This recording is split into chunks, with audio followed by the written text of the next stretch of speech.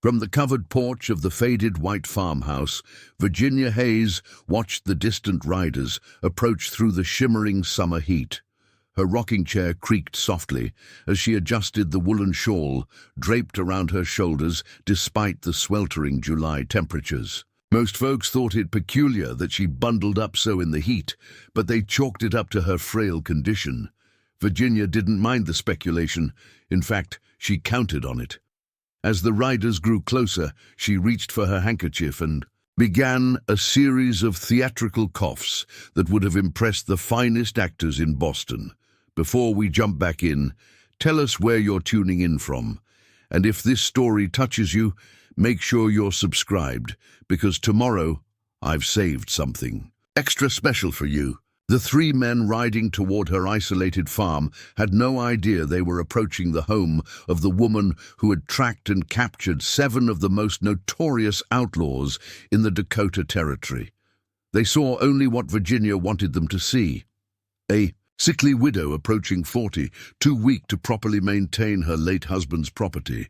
An easy mark for men with ill intentions. They didn't notice how her pale blue eyes assessed every detail of their approach, how she tracked their weapons, and how she noted the way the lead rider favored his right hand, gun hand. They didn't see beneath the shawl where her fingers rested on the custom-made Remington Derringer, a wedding gift from her husband, the legendary Marshal Samuel Hayes. What these men couldn't know was that Virginia Hayes had never been ill a day in her life. But she had learned that appearing vulnerable was the perfect lure for the kind of men she hunted. The Sweetwater Valley stretched out before Virginia's farmhouse like a golden sea, the tall prairie grass bending in waves under the hot summer wind. At 38, Virginia had lived on this isolated patch of Dakota Territory for nearly 6 years. 2 with Samuel before a bank robber's bullet took him from her, and 4 on her own, transforming the humble farm into something else entirely. To passing travelers and the folks in nearby Riverton, it appeared a modest homestead that had seen better days, peeling paint on the clapboards, a barn that leaned slightly to one side, fence posts that needed replacing. But appearance was Virginia's. Stock in trade. Virginia rose slowly from her rocking chair as the riders approached, making sure to grasp the porch railing as if for support. She allowed a tremor to pass through her hand, a detail she'd perfected over the years. Her ash-blonde hair was pulled back in a severe bun, with strands deliberately left loose to enhance the impression of someone too weak to properly attend to herself. The dark circles under her eyes were carefully applied each morning using berries and ash, and the pallor of her skin maintained by avoiding direct sunlight, except when necessary. "Good afternoon, gentlemen," she called out, her voice intentionally thin and breathy. "What brings you to Sweetwater this fine day?" The men dismounted, and Virginia studied them with the trained eye of someone who had spent years observing the worst of humanity. The leader, a broad-shouldered man with a face weathered by sun and poor choices, removed his hat with mock politeness. "Afternoon, ma'am. Name's Wilson. My associates and I are looking for work in these parts. Heard a widow might need help with her property." Virginia's mind quickly catalogued the details. The man who called himself Wilson wore expensive boots that had never seen farm work. The shortest of the 3 had a prison tattoo visible just below his shirt cuff, Yuma, if she wasn't mistaken. The third man's eyes never stopped moving, scanning the property with the wariness of someone accustomed to being hunted. These weren't drifters looking for honest work. They were the Coulter gang, or what remained of it after the Cheyenne job went wrong last month. "How fortunate," Virginia replied, forcing a grateful smile. "I was just saying my prayers for assistance last night. The Lord does provide." She punctuated this with another delicate cough into her handkerchief. "I'm afraid since my dear husband passed, I've been unable to maintain things properly. My condition, you understand." Wilson's eyes gleamed with something that might have passed for sympathy if it hadn't been accompanied by the quick, calculating glance he exchanged with his companions. "Sorry to hear about your troubles, Mrs. Hayes, Virginia Hayes." She deliberately used her real name. Part of the satisfaction came from knowing they would realize exactly who she was in the end. "Won't you gentlemen come inside for some cool tea? The heat is so trying for me, but I managed to keep the house comfortable." As she led them toward the front door, Virginia's practiced eye noted how Wilson positioned himself to see through the doorway before entering, how the short man with the tattoo, Billy Ross, if the wanted posters were accurate, kept one hand near his gun. The third man, whom she now recognized as Thomas Coulter himself, lingered behind slightly, still studying the property. She'd have to watch that one closely. The farmhouse's interior was dim and cool, heavy curtains blocking the harsh summer sun. Virginia had arranged the furniture precisely, giving the impression of a modestly comfortable home while ensuring no one could approach any window or door without being visible from her favored armchair. On the mantel stood a photograph of Samuel in his marshal's uniform, his expression stern beneath his thick mustache. Virginia allowed her gaze to linger on it momentarily, a genuine gesture among her many calculated ones. "Please, sit," she said, gesturing to the sofa while lowering herself carefully into her chair, the shawl still wrapped around her shoulders. "I'll prepare some tea." "Don't trouble yourself, Mrs. Hayes," Wilson said quickly. "We're more interested in discussing what help you might need around here." Virginia nodded, feigning relief at not having to exert herself. "You're too kind. As you can see, everything's fallen into disrepair since Samuel, my husband, passed. The barn needs mending before winter, and there's the matter of the harvest. I've managed to plant the western field, but I fear my strength." She let her voice trail off, watching as the men exchanged glances. They were already calculating the isolation of the farm, the apparent lack of valuables, wondering if their journey had been wasted. "Time to bait the hook. Of course," she continued, "I can offer fair wages. Samuel was prudent with our savings." She reached for a small wooden box on the side table, her movements deliberately slow and shaky. Opening it, she removed several gold coins and placed them on the table. Would this suffice as an advance? The men's expressions shifted instantly. Wilson leaned forward, his previous disinterest evaporating. "That's very generous, Mrs. Hayes. When did you say your husband passed?" 4 years this October," Virginia replied, allowing a catch in her voice. "He was a marshal, you know. Served the Dakota Territory for 15 years before we settled here." She watched as the name connected in Thomas Coulter's mind. His posture stiffened slightly, and his gaze returned to the photograph on the mantel. "Marshal Samuel Hayes?" he asked, his voice carefully neutral. Virginia nodded, dabbing at her eyes with the handkerchief. "Have you heard of him?"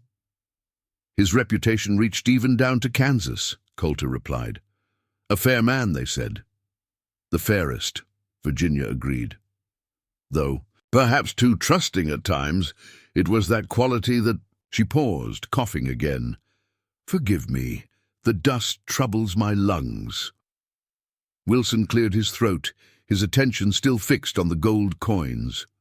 "What exactly would you need done first, Mrs. Hayes?" Virginia outlined a series of tasks: repairs to the barn, help with harvesting wheat, chopping firewood for the coming winter. As she spoke, she maintained the fragile demeanor that had served her so well, but her mind was already mapping out the next 3 days, how she would separate them, when she would make her move, which one she would take first. "It's getting late," she said finally, glancing at the window where the afternoon light was beginning to soften. "There's a spare room above the kitchen, and space in the barn if you prefer. I will retire early, I'm afraid. My condition requires ample rest." The men accepted her offer to stay, just as she knew they would. Gold coins and an isolated farmhouse with only a sickly widow as guardian. It was too tempting to pass up. They opted for the barn, predictably wanting their own space. To plan, as Virginia showed them to it, she made sure to pause several times, breathing heavily as if the short walk had exhausted her. The barn was strategically dilapidated, sound enough to be credible as a working structure, but with specific weaknesses that Virginia had engineered. The hayloft ladder was subtly weakened at the third rung. The back door's hinges were deliberately rusted to create noise when opened. Even the placement of tools was calculated, a pitchfork left carelessly where someone might step on it in the dark, a scythe hanging at just the right height to catch on clothing. "It's not much," she said, apologetically, "but it's dry and cool at night. There's fresh water in the trough, and you'll find lanterns by the door. Please, make yourselves comfortable. We can discuss more details in the morning after I've had my rest." As she turned to leave, she stumbled slightly, catching herself against the barn door. Wilson instinctively moved to help her, but she waved him off with a grateful smile. "Thank you, Mr. Wilson, but I've learned to manage. Good night, gentlemen." Walking back to the house, Virginia maintained her faltering gait until she was certain they could no longer see her. Once inside, with the door securely locked, she moved to the window and watched the barn through a gap in the curtains. As expected, the men were already exploring, testing the boundaries of their new environment. Thomas Coulter emerged briefly, walking the perimeter of the barn, his eyes scanning the distance to the house, calculating. Virginia smiled to herself. Let them plan.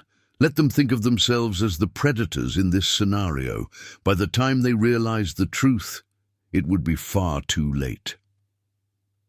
As darkness fell, Virginia began her preparations.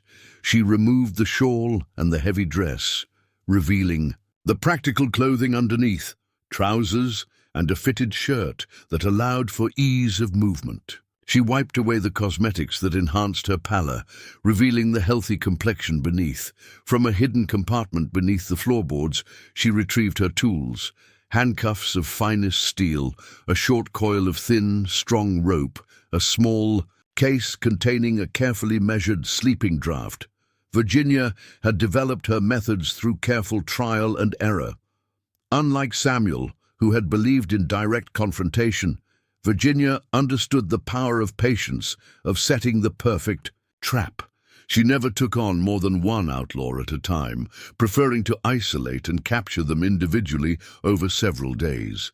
The illusion of the sickly widow gave her the perfect cover. No one suspected weakness as strength's most effective disguise. At her writing desk, Virginia opened a leather-bound journal and made a careful entry. July 18th, 1879, Coulter Gang, Thomas. Coulter, James Wilson, William Billy Ross, arrived today, recognized immediately despite Wilson taking the lead. Coulter cautious but interested, Ross nervous, easily spooked. "We'll begin with Wilson tomorrow. He's the strongest but least observant. Weather is favorable. Full moon in 3 days will make night work easier if needed." Preparing and narrating this story took us a lot of time. So if you are enjoying it, subscribe to our channel. It means a lot to us. Now back to the story.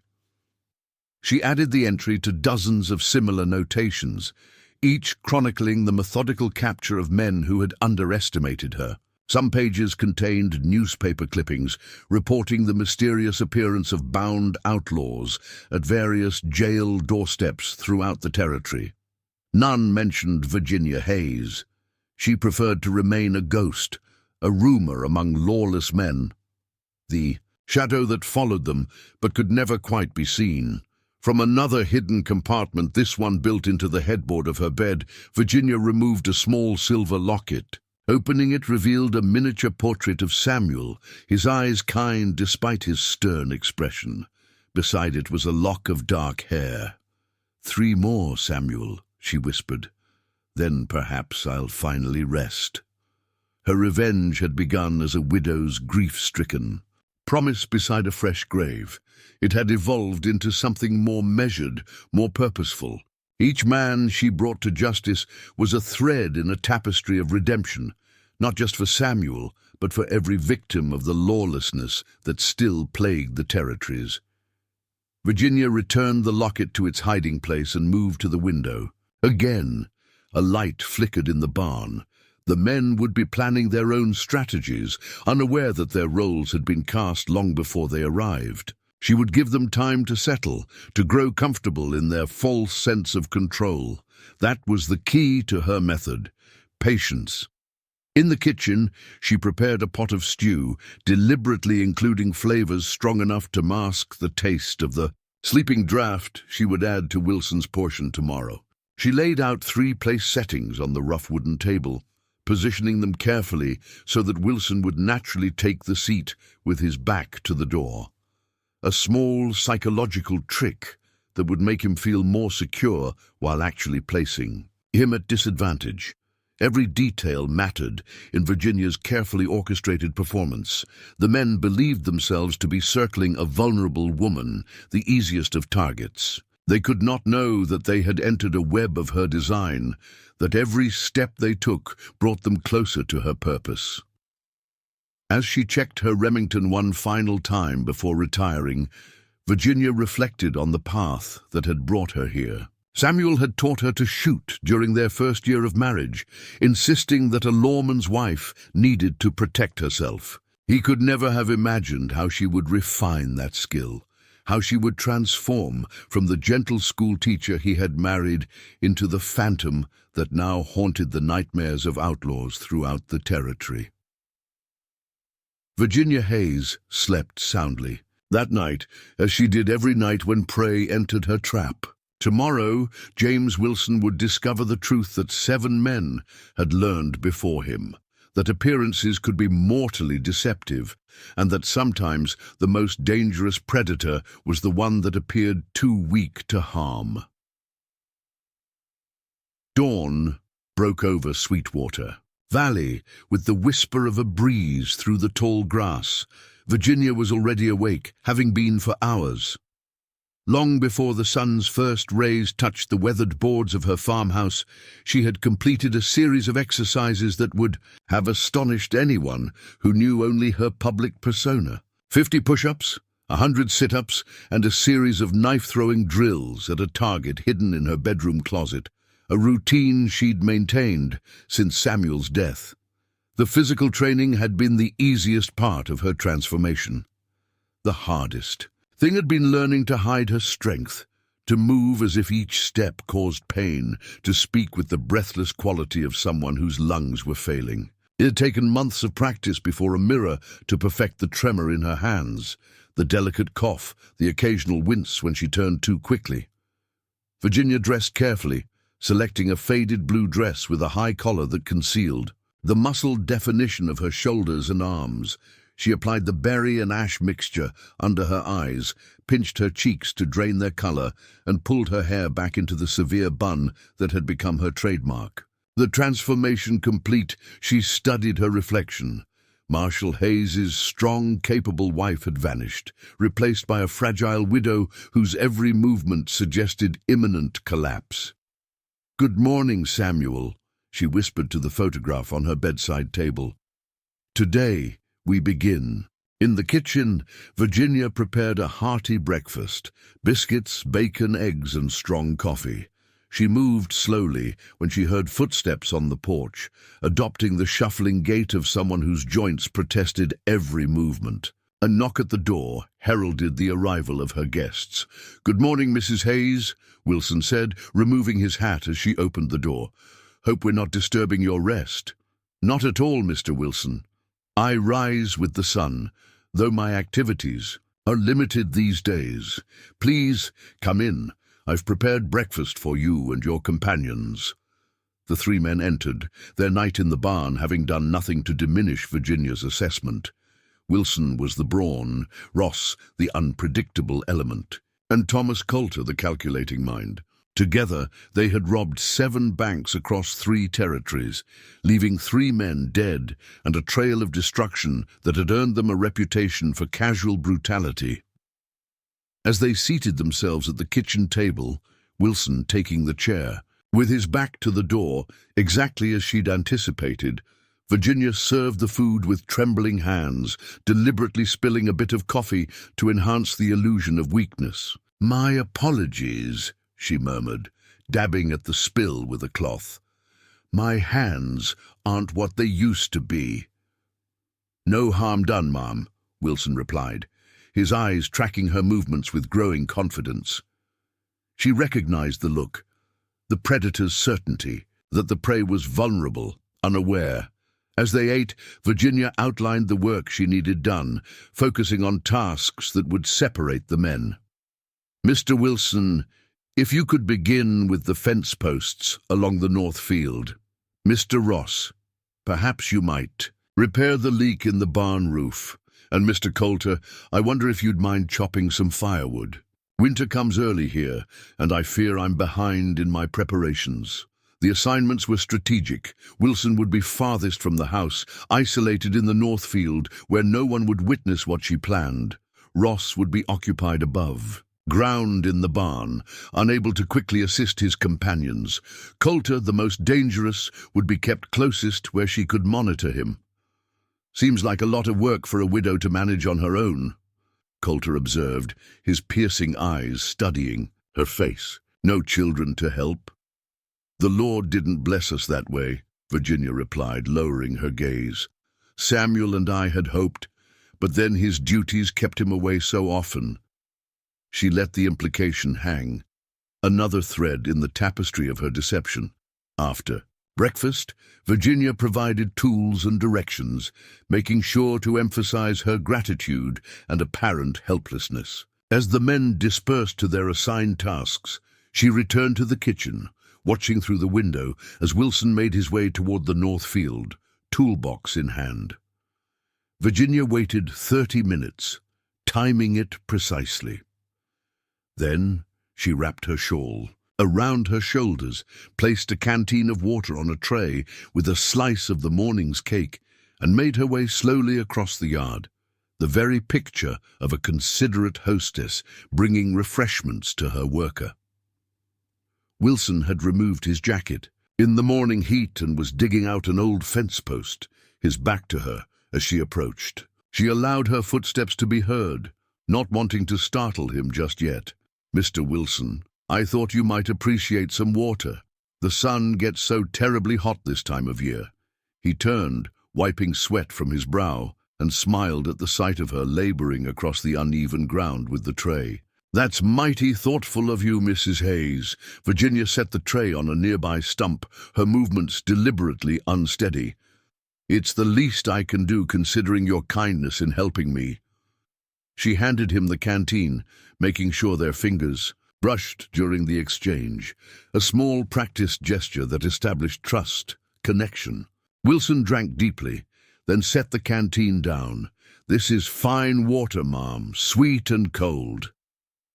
"We're blessed with an excellent well," Virginia replied, adjusting her shawl. "My Samuel dug it himself, nearly 60 feet down. He was a strong man, my husband." "A lawman needs strength," Wilson agreed, reaching for the cake, "though I reckon brains matter more in that line of work." Virginia allowed a small, sad smile. "Samuel would have agreed with you. He always said that rushing in without thinking was a good way to meet the undertaker ahead of schedule."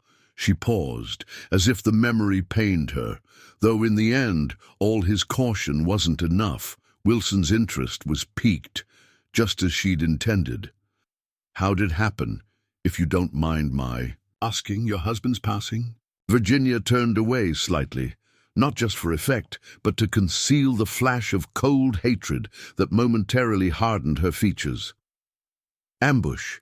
He was escorting a prisoner to Cheyenne when they were attacked on the road. The official report said he died instantly, but the doctor who examined him—" She stopped, her voice catching. "The doctor said the wounds suggested he lived for some time after the initial attack. The detail was deliberate, a test to gauge Wilson's reaction. His expression revealed nothing, but his hand tightened momentarily around the piece of cake. He held a small tell that confirmed Virginia's suspicions. "That's a hard way to lose someone," he said finally. "Must have been difficult being out here alone afterward."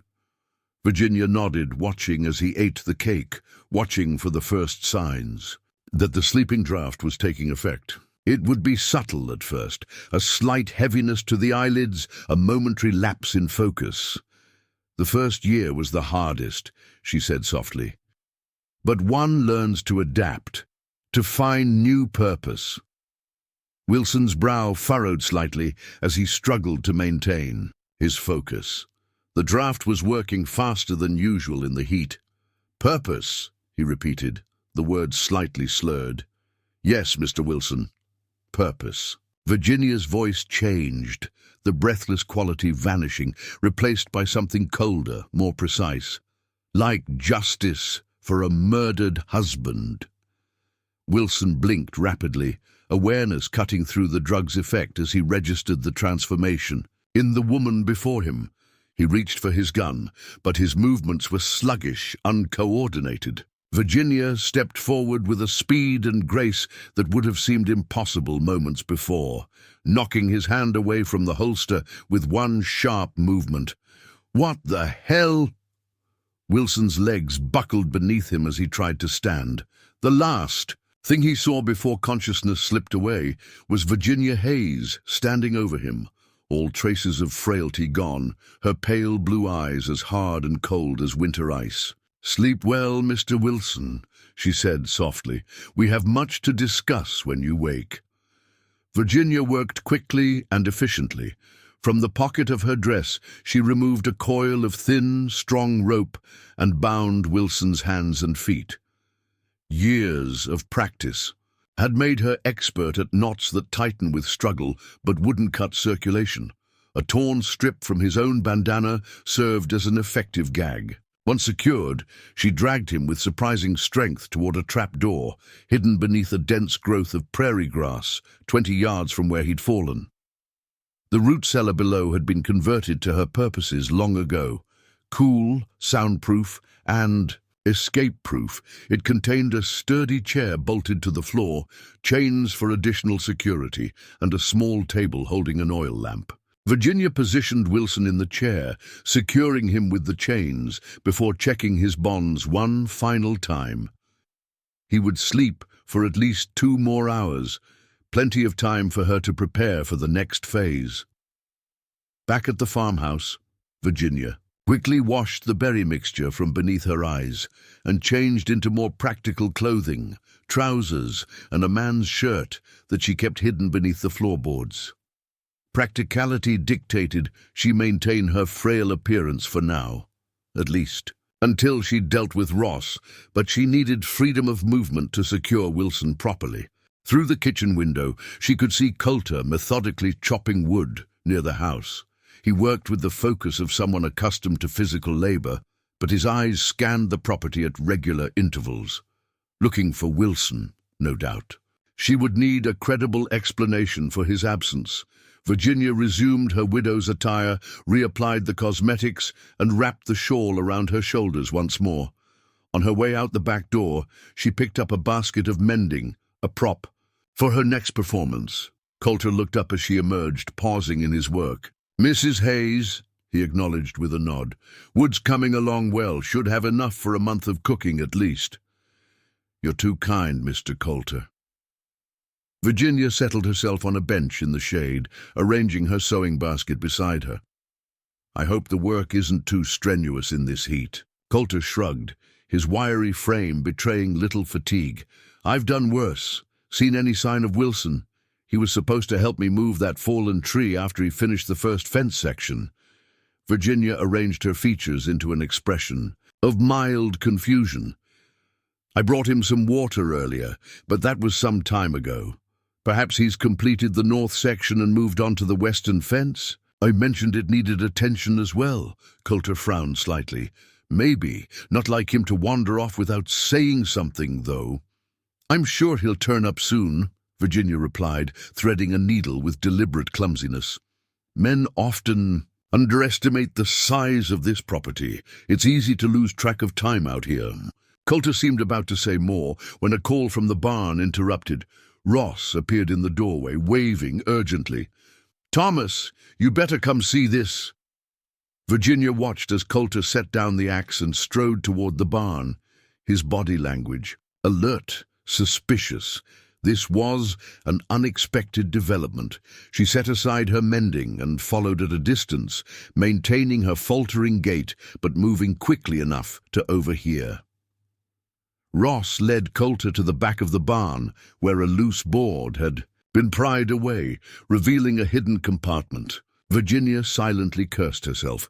She'd overlooked the possibility that they would explore so thoroughly, would find the cache that Samuel had built years ago to store ammunition and supplies. From her position near the barn door, she could see Coulter examining a wooden box of rifle cartridges, his expression grave. "There's more," Ross was saying. "Look at this." He handed Coulter a folded piece of paper. From where she stood, Virginia recognized it as a wanted poster, one of the ones she kept as records of her successes. Her mind raced, calculating how to salvage the situation. The men were already suspicious. Wilson's disappearance would soon confirm their fears. Virginia retreated to the house, abandoning the pretense of frailty as soon as she was out of sight. She had hoped to take them one by one over several days, but circumstances now demanded a change in strategy. In her bedroom, she quickly retrieved her Remington from its hiding place, checking that it was loaded and ready. From beneath the floorboards, she took a second weapon, a pepper box pistol that could fire 5 shots in rapid succession. A new plan formed rapidly in her mind. The confrontation would come sooner than she'd intended, but perhaps that could work to her advantage. Surprise was still on her side, as was her intimate knowledge of the property. Virginia moved to her writing desk and penned a quick note, which she folded and sealed with wax. Addressing it to Sheriff Matthew Taylor in Riverton, she placed it in a drawer where it would be found if things went poorly. Then she resumed her widow's disguise and returned to the kitchen to await the men's return. She didn't have to wait long. Coulter and Ross entered minutes later, their postures tense, hands hovering near their weapons. Virginia looked up from the pot of stew she was stirring, the very picture of domestic innocence. "Is everything all right, gentlemen? You look troubled." Coulter held up the wanted poster, his expression unreadable. "Perhaps you could explain this, Mrs. Hayes." Virginia peered at it with apparent confusion. "I don't understand. Is that a wanted notice of some kind? My eyesight isn't what it was, I'm afraid." "It's a poster for the Jackson brothers. Says they were wanted for stage robbery last year." Coulter's voice was dangerously calm. "The interesting thing is, there's writing on the back, dates, locations, and a note about delivering them to the sheriff in Bismarck, in what looks very much like a woman's handwriting." Virginia allowed a flicker of fear to cross her face, not entirely feigned, but calculated to advance her new strategy. "Mr. Coulter, I don't know what you're implying, but I assure you—" "Where's Wilson?" Ross interrupted, his hand now resting openly on his gun. Virginia's shoulders slumped and she sank into a kitchen chair, a portrait of defeat. "Please," she whispered. "I can explain everything." Coulter's eyes narrowed with suspicion. "I'm listening." "It's not what you think," Virginia said, her voice trembling authentically. "Yes, I kept records of outlaws captured in this territory. It was my husband's work. After he died, I couldn't bear to dispose of anything connected to him." She gestured weakly toward the window. "The ammunition, the supplies, all Samuel's. I've preserved everything exactly as he left it." She watched the men exchange glances, evaluating her story. It was plausible enough to create doubt, to make them hesitate. That was all she needed. "As for your friend," she continued, "I genuinely don't know where he might be. Perhaps he discovered something on the property that interested him." She paused, allowing worry to enter her expression. "You don't suppose he could have fallen into one of the old well shafts? There are several on the north section that Samuel never properly filled in. I warned him about them, but—" The suggestion accomplished exactly what Virginia intended. Concern flickered across Coulter's face, momentarily displacing suspicion. Self-interest was a powerful motivator, even hardened criminals worried about. "They're associates." "Show us," Coulter demanded. "These well shafts." Virginia rose with apparent difficulty.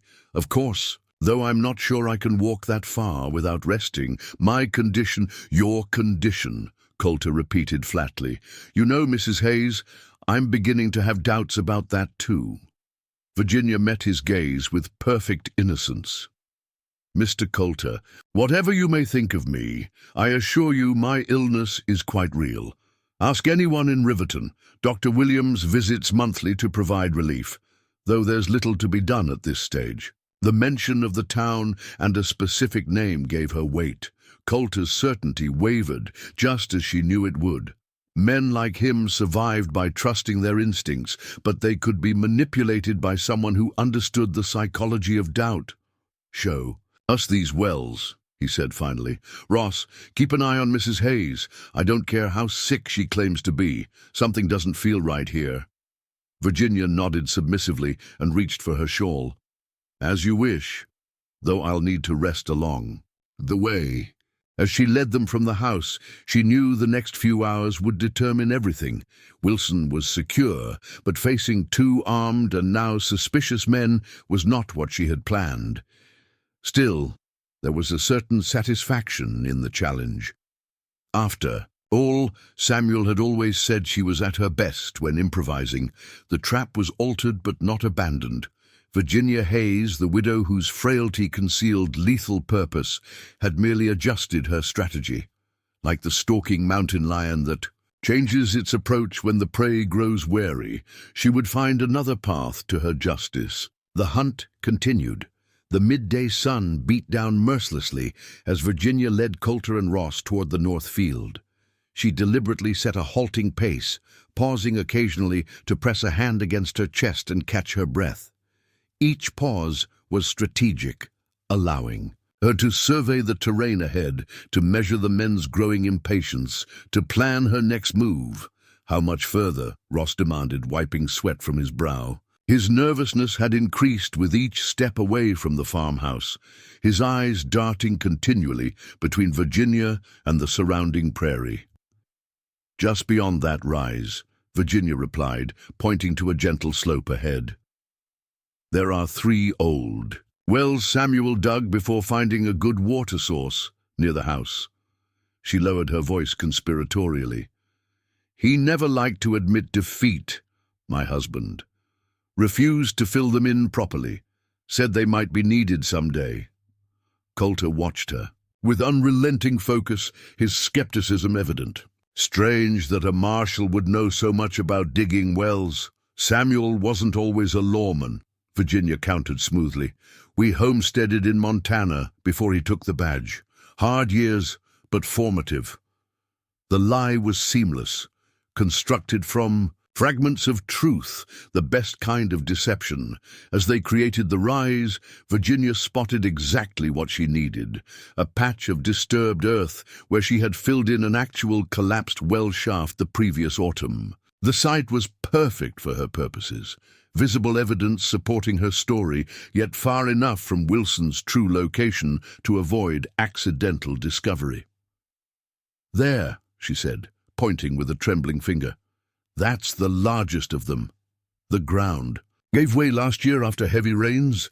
I've worried ever since that someone might fall in." Coulter approached the site cautiously, studying the depression in the earth and the scattered remnants of wooden beams. "This doesn't look fresh," he observed, kneeling to examine the soil. "No, this one collapsed months ago," Virginia agreed. "The others are that way. Behind those cottonwoods. They're smaller but deeper, and the openings can be hard to spot in tall grass." Ross hung back, his hand never straying far from his gun. "I don't like this, Thomas. Something ain't right." Virginia turned to him with practiced vulnerability in her expression. "Mr. Ross, I understand your concern, but I assure you I'm simply trying to help find your friend." "By leading us further from the house? Into isolated ground?" Ross's voice rose with suspicion. Mighty convenient. Virginia saw the moment Coulter made his decision, a subtle hardening of his features, a shifting of his weight forward. He'd chosen to act on his suspicions. "Mrs. Hayes," he said quietly, "I think it's time you told us exactly what's going on here. No more stories about illness or old wells." Virginia allowed her shoulders to slump, her body language suggesting defeat. "You're right, Mr. Coulter. I haven't been entirely truthful." She lowered herself carefully to sit on a fallen log, arranging her skirts around her with deliberate movements. "The truth is more complicated than I wanted to admit." Coulter gestured for Ross to keep watch while he focused on Virginia. "I'm listening." "Samuel didn't just die," Virginia said softly, real emotion entering her voice for the first time. "He was executed. 3 men ambushed him on the Cheyenne Road, men he thought he could trust. They took his prisoner, took his life, took everything from me." She looked up at Coulter, tears gathering in her eyes. Genuine tears, summoned from the well of grief she normally kept tightly sealed. "Your friend Wilson was one of those men." The accusation hung in the air like gun smoke. Ross cursed under his breath, but Coulter's expression remained impassive. "That's quite a claim," he said finally. "Even if it were true, why bring us all? The way out here to tell us." Virginia brushed away her tears with the back of her hand, the gesture of someone who had experienced too much sorrow to indulge in it for long. "Because I needed to understand. I needed to know why they did it, why they had to kill him when he posed no threat." Her voice hardened slightly. "Wilson wouldn't talk, not at first, but eventually he told me what I needed to know." Coulter's hand moved to his gun. "Where is he?" Virginia met his gaze steadily. "Safe, unharmed for now." "You expect me to believe a sickly widow managed to overpower Wilson?" Coulter's tone was incredulous, but doubt had crept into his expression. "I expect you to believe that grief can transform a person, Mr. Coulter, that revenge can provide strength beyond what seems possible." Virginia's facade was cracking intentionally now, allowing glimpses of her true self to emerge. "I also expect you to understand that I've planned for this moment for 4 years. Wilson didn't stand a chance, and neither do you, unless you make the right choice now." The standoff stretched between them, taut as a bowstring. Virginia hadn't planned to reveal so much so soon, but adaptability had always been her strength. The direct approach might succeed where subtlety had failed. Ross broke first, drawing his gun with shaking hands. "She's bluffing, Thomas. She's just one woman. We should—" The shot cracked across the prairie before he could finish, the sound echoing like thunder in the clear air. Ross staggered backward, dropping his weapon as crimson bloomed across his upper arm. Virginia hadn't moved from her seated position, but the small derringer now visible in her hand spoke volumes. "I rarely miss Mr. Ross," she said calmly. "That was a warning. The next one won't be." Coulter had his own weapon drawn, but hesitated. His eyes tracked from Virginia to Ross, who was clutching his wounded arm and cursing steadily. "You're outnumbered," he said, though his tone lacked conviction. "Am I?" Virginia's smile was cold. "Look around you, Mr. Coulter. This is my land. Do you really think I haven't prepared for every contingency? That I'd lead you out here without a plan?" As if on cue, the crack of a rifle shot split the air, kicking up dirt at Coulter's feet. He jumped back instinctively, eyes scanning the surrounding hills for the shooter. "That would be Mr. Peterson from the neighboring ranch," Virginia explained smoothly. "Former sharpshooter with the Union Army. He often helps me with certain arrangements." It was a masterful bluff. There was no Mr. Peterson, no neighboring ranch within miles. The shot had come from a carefully rigged Springfield rifle hidden in the branches of a distant cottonwood, triggered by a complex system of wires that Virginia had spent months perfecting. But Coulter couldn't know that, couldn't see the elaborate mechanics behind her deception. "What do you want?" he demanded, his composure finally cracking. Virginia stood, all pretense of frailty abandoned. Her posture straightened, her movements fluid and assured as she stepped toward him. "Justice, Mr. Coulter. Simple justice. For your husband?" He kept his gun trained on her, but doubt clouded his features. "For him. For the others you and your men have harmed. For every person who has suffered because lawless men decided their greed was more important than human life." Virginia's voice remained calm, but intensity radiated from her like heat from a flame. "I want you to answer for what you've done. All of you." Ross had staggered to his feet, his face pale from blood loss. "She's crazy, Thomas. We need to get out of here." Coulter's eyes never left Virginia. "And if we refuse to surrender?" "Then Mr. Peterson continues his demonstration of marksmanship," Virginia replied simply. "Though I'd prefer to deliver you alive, as I have the others before you. Dead men can't face justice properly." The mention of others visibly unsettled Coulter. Rumors had circulated for years about outlaws mysteriously appearing on jailhouse steps, bound and unconscious. Those who woke told confused tales of a sickly widow, of drugged food or drink, of waking to find themselves at the mercy of someone they had fatally underestimated. "The ghost widow," he murmured, recognition dawning. The stories were true. Virginia inclined her head slightly, acknowledging the title she'd never sought, but that had served her purpose well. Fear was a powerful weapon, especially among men who believed themselves fearless. "Your choice, Mr. Coulter. Surrender now, face proper justice for your crimes, or test your luck against forces you cannot see or control. I've spent 4 years perfecting my methods. How much thought have you given to dying today?" Coulter's finger tensed on the trigger of his revolver, calculation clear in his eyes. One shot at close range. He might succeed where others had failed. But the unseen rifle, the wounded Ross, the woman before him who had somehow incapacitated Wilson despite all appearances. The odds weren't favorable. Virginia watched the internal struggle play across his features. Men like Coulter survived by gambling, by taking risks when the potential reward outweighed the danger. She needed to tip that calculation decisively against him. "Your brother Michael would be disappointed," she said softly. "He still believes you'll come back to St. Louis someday. Take over the family business as your father wanted." The color drained from Coulter's face. "How do you—" "I make it my business to know everything about the men I hunt, Mr. Coulter. Their histories, their weaknesses, their secrets." Virginia stepped closer, her confidence absolute. "The letter in your jacket pocket, the one you haven't answered. It's from him, isn't it? Begging you to come home before your mother passes." The revelation struck Coulter like a physical blow. The letter was indeed in his pocket, received just days before at their last stop, read and reread but never answered. That this woman could know of it, could speak of his family with such casual certainty, suggested a network of information far beyond what he'd imagined.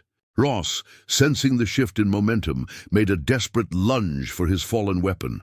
Virginia's second shot caught him in the leg, dropping him to the ground with a howl of pain. "Enough," Coulter said sharply, raising his hands in surrender. "No, more shooting. You've made your point." Virginia's expression remained impassive. "Your weapon, slowly." Coulter carefully lowered his gun to the ground, kicking it toward her with a resigned movement. "What happens now?" "Now we return to the house. Mr. Ross requires medical attention, which I'll provide.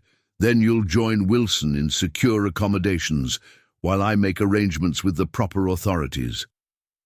Virginia retrieved both fallen weapons with practiced efficiency, never allowing her attention to waver from the 2 men. "I suggest cooperating fully. It will be easier for you both." As she bound Ross's wounds with strips torn from her petticoat, the garments of the frail widow, now serving decidedly unladylike purposes, Virginia felt the familiar satisfaction of a plan executed successfully if not precisely as intended.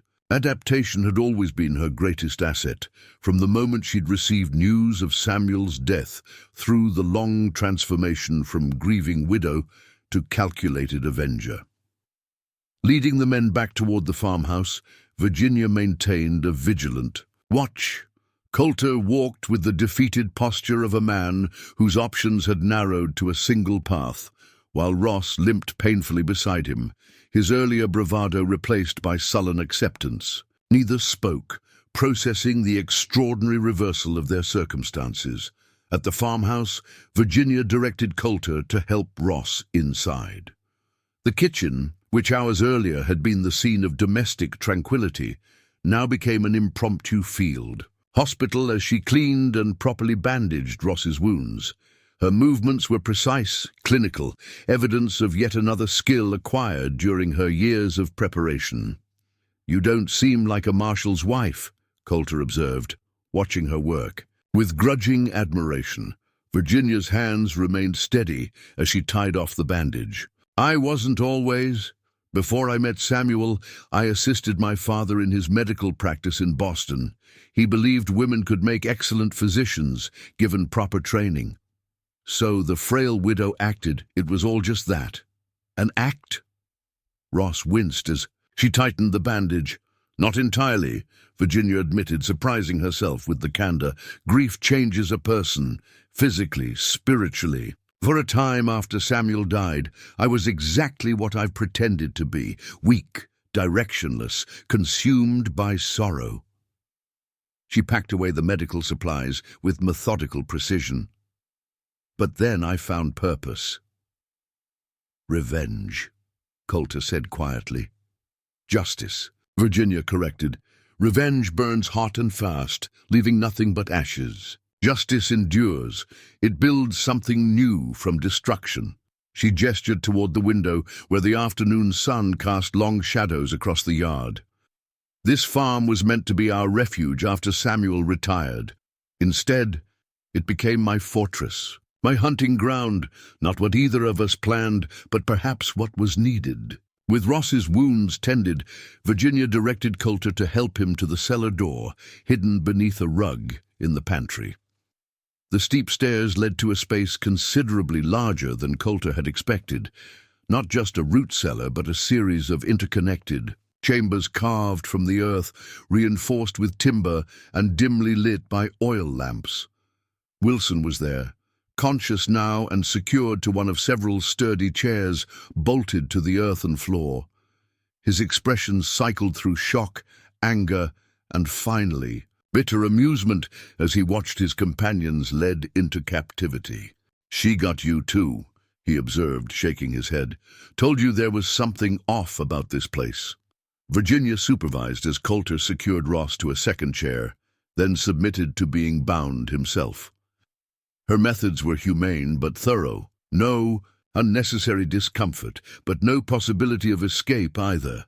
These weren't the actions of someone consumed by hatred, but of a person with a mission, a code, a purpose beyond simple vengeance. "You'll remain here overnight," she informed them, checking each restraint a final time. "Tomorrow we'll discuss your various crimes in detail. I expect complete honesty. Those who cooperate may find the judicial system more lenient."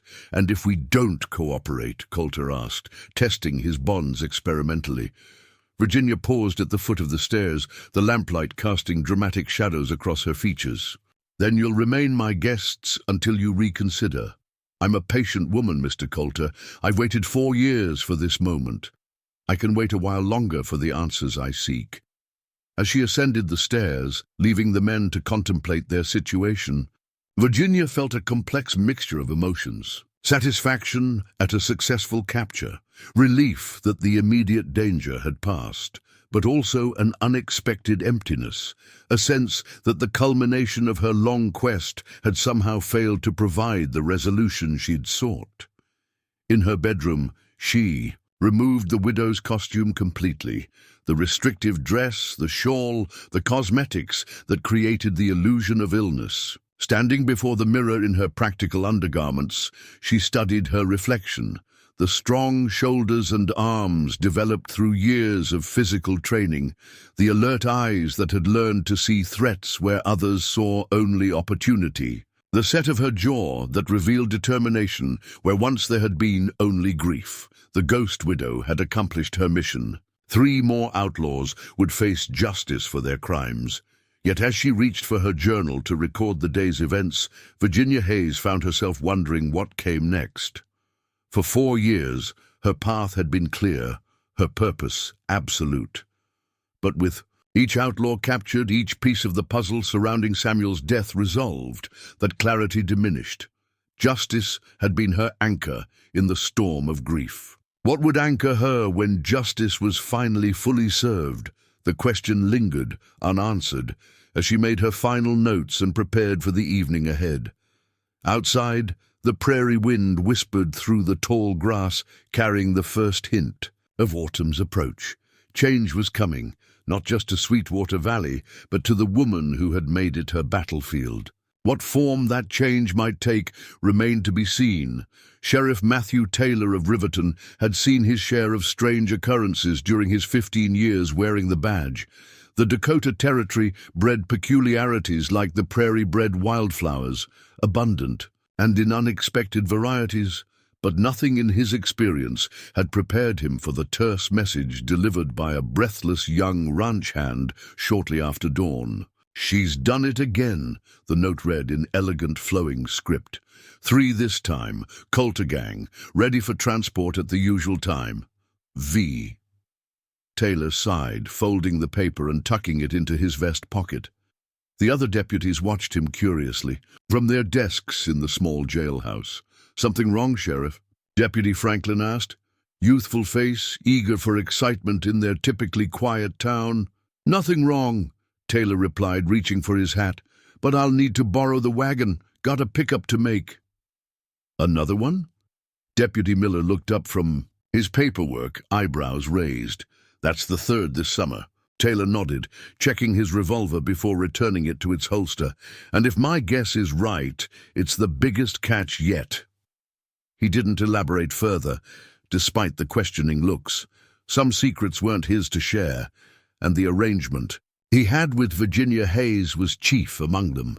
In the 2 years since she'd first approached him, appearing in his office late one night like a ghost materialized from prairie mist, they had developed an understanding based on mutual respect and a shared commitment to justice. He provided official sanction and transportation for her captives. She provided outlaws that might otherwise never face consequences for their crimes. The arrangement troubled his conscience sometimes. Vigilantism had no place in civilized society, as he'd told her during that first meeting. But Virginia Hayes wasn't a typical vigilante, and the Dakota Territory was only nominally civilized. In the vast spaces between settlements, justice required unorthodox methods. He'd come to accept that, even if he couldn't fully approve. 2 hours later, Taylor guided his wagon down the rutted path leading to the Hayes farmhouse.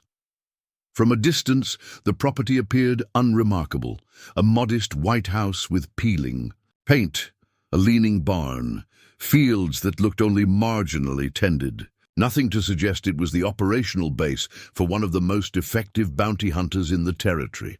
As he approached the house, Taylor noted small details his trained eye had learned to spot. The carefully positioned woodpile that provided cover for the front door, the slight depression in the yard that likely concealed one of Virginia's famous trapdoors, the angled mirrors in certain windows that would allow someone inside to observe the entire property. Virginia herself appeared on the porch as he drew near, and Taylor blinked in surprise. Gone was the shawl-wrapped invalid he'd expected. In her place stood a straight-backed woman in practical riding clothes, her ash-blonde hair braided simply down her back. She raised a hand in greeting, a gesture devoid of the theatrical frailty he'd witnessed during previous visits. "Sheriff Taylor," she called as he pulled the wagon to a stop. "You had a good time." Taylor descended from the wagon, studying her transformation with undisguised curiosity. "Seems I'm not the only one making changes today, Mrs. Hayes." Virginia's Smile was brief but genuine. I thought it time to dispense with certain pretenses, at least with you. The performance grows tiresome when there's no audience to convince. And your guests? Taylor glanced toward the house. Secure and ready for transport, though I'd appreciate your assistance. Mr. Ross is nursing a bullet wound that makes moving difficult. Taylor's eyebrows shot up. You shot one of them? That's not your usual method. Circumstances required adaptation. Virginia gestured for him to follow her into the house. The Coulter gang proved more observant than most visitors. My original plan became untenable. As they entered the kitchen, Taylor noticed further evidence of transformation. Maps and documents were spread across the table, no longer hidden away. A gun belt hung on a peg by the door, the revolver it held far more substantial than the Derringer. Virginia typically carried. You're not just changing your appearance, Taylor observed. You're changing your entire approach. Virginia paused, considering his words. Perhaps recent events have prompted reconsideration of my methods. She led him to the concealed cellar door, but that discussion can wait. Business first. The cellar revealed a scene both familiar and unprecedented. 3 men sat bound to chairs, their expressions a study in contrasting reactions to captivity. Wilson, whom Taylor recognized from wanted posters, glared with undisguised hatred. Ross looked pale and pained, his bandaged arm and leg testifying to Virginia's earlier statement, but it was Thomas Coulter, seated between them, whose demeanor caught Taylor's attention. The notorious outlaw leader sat with quiet dignity, his eyes tracking Virginia with something like respect. Sheriff Taylor, Virginia announced, may I present James Wilson, William Ross, and Thomas Coulter, wanted in 3 territories for bank robbery, murder, and assorted lesser crimes. Combined bounty of approximately $1,200, though Cheyenne may have increased their offer since the Cattleman's Bank incident. Taylor whistled softly. You've outdone yourself, Mrs. Hayes. The Coulter gang has been plaguing the territories for years. We have much to discuss regarding their capture, Virginia replied. But first, let's complete the transfer. I've prepared documentation detailing known crimes and potential witnesses for each man. What followed demonstrated why Virginia Hayes had earned her reputation for thoroughness. For each prisoner, she presented Taylor with a leather portfolio containing meticulously gathered evidence, dates, locations, witness statements, newspaper clippings, even diagrams of crime scenes. The level of detail was astonishing. No professional lawman could have compiled more comprehensive cases. This is remarkable, Taylor said, leafing through the documents as his deputies secured the prisoners in the wagon. How did you obtain some of this information? These witness statements from Wyoming, these bank layouts. Virginia's expression remained impassive. I have developed certain contacts over the years. People who share my interest in seeing justice served. People like Samuel's former colleagues in the Marshal's service, Taylor ventured. The flash of surprise in Virginia's eyes confirmed his suspicion. You've been making inquiries, Sheriff?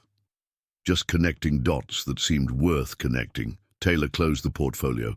Your work has always seemed too well informed for someone operating alone from an isolated farmhouse. Virginia considered him for a moment, then nodded slightly, acknowledgement without confirmation. The methods matter less than the results, wouldn't you agree? Before Taylor could respond, a commotion erupted outside.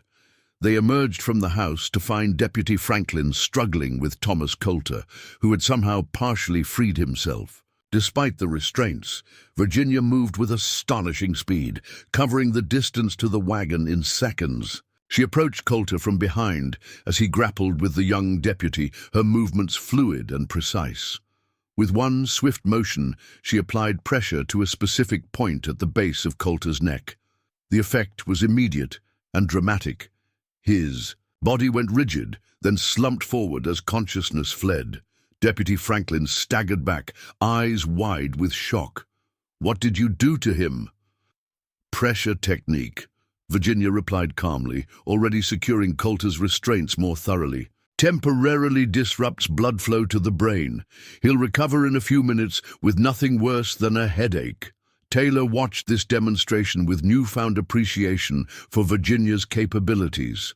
The speed of her response, the precision of the technique, the calm efficiency with which she handled a dangerous situation, all spoke of training far beyond what he'd imagined. "Where does a marshal's widow learn something like that?" he asked quietly as they stepped away from the wagon.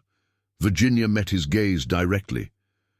"Samuel wasn't the only one with a life before Dakota Territory, Sheriff. Boston society offered limited opportunities for women with certain aptitudes. And what were those aptitudes exactly?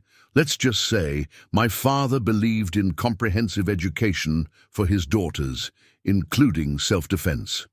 The rest I learned through necessity after Samuel's death." Virginia's tone made it clear the subject was closed. "The prisoners are your responsibility now. I've included suggestions for secure transport in the documentation." Taylor nodded, accepting the deflection for now. "And what about you, Mrs. Hayes? Will you resume your role as the ailing widow once we depart?" Virginia's gaze drifted across her property, the farm that had been both prison and fortress for 4 years. "I'm not certain.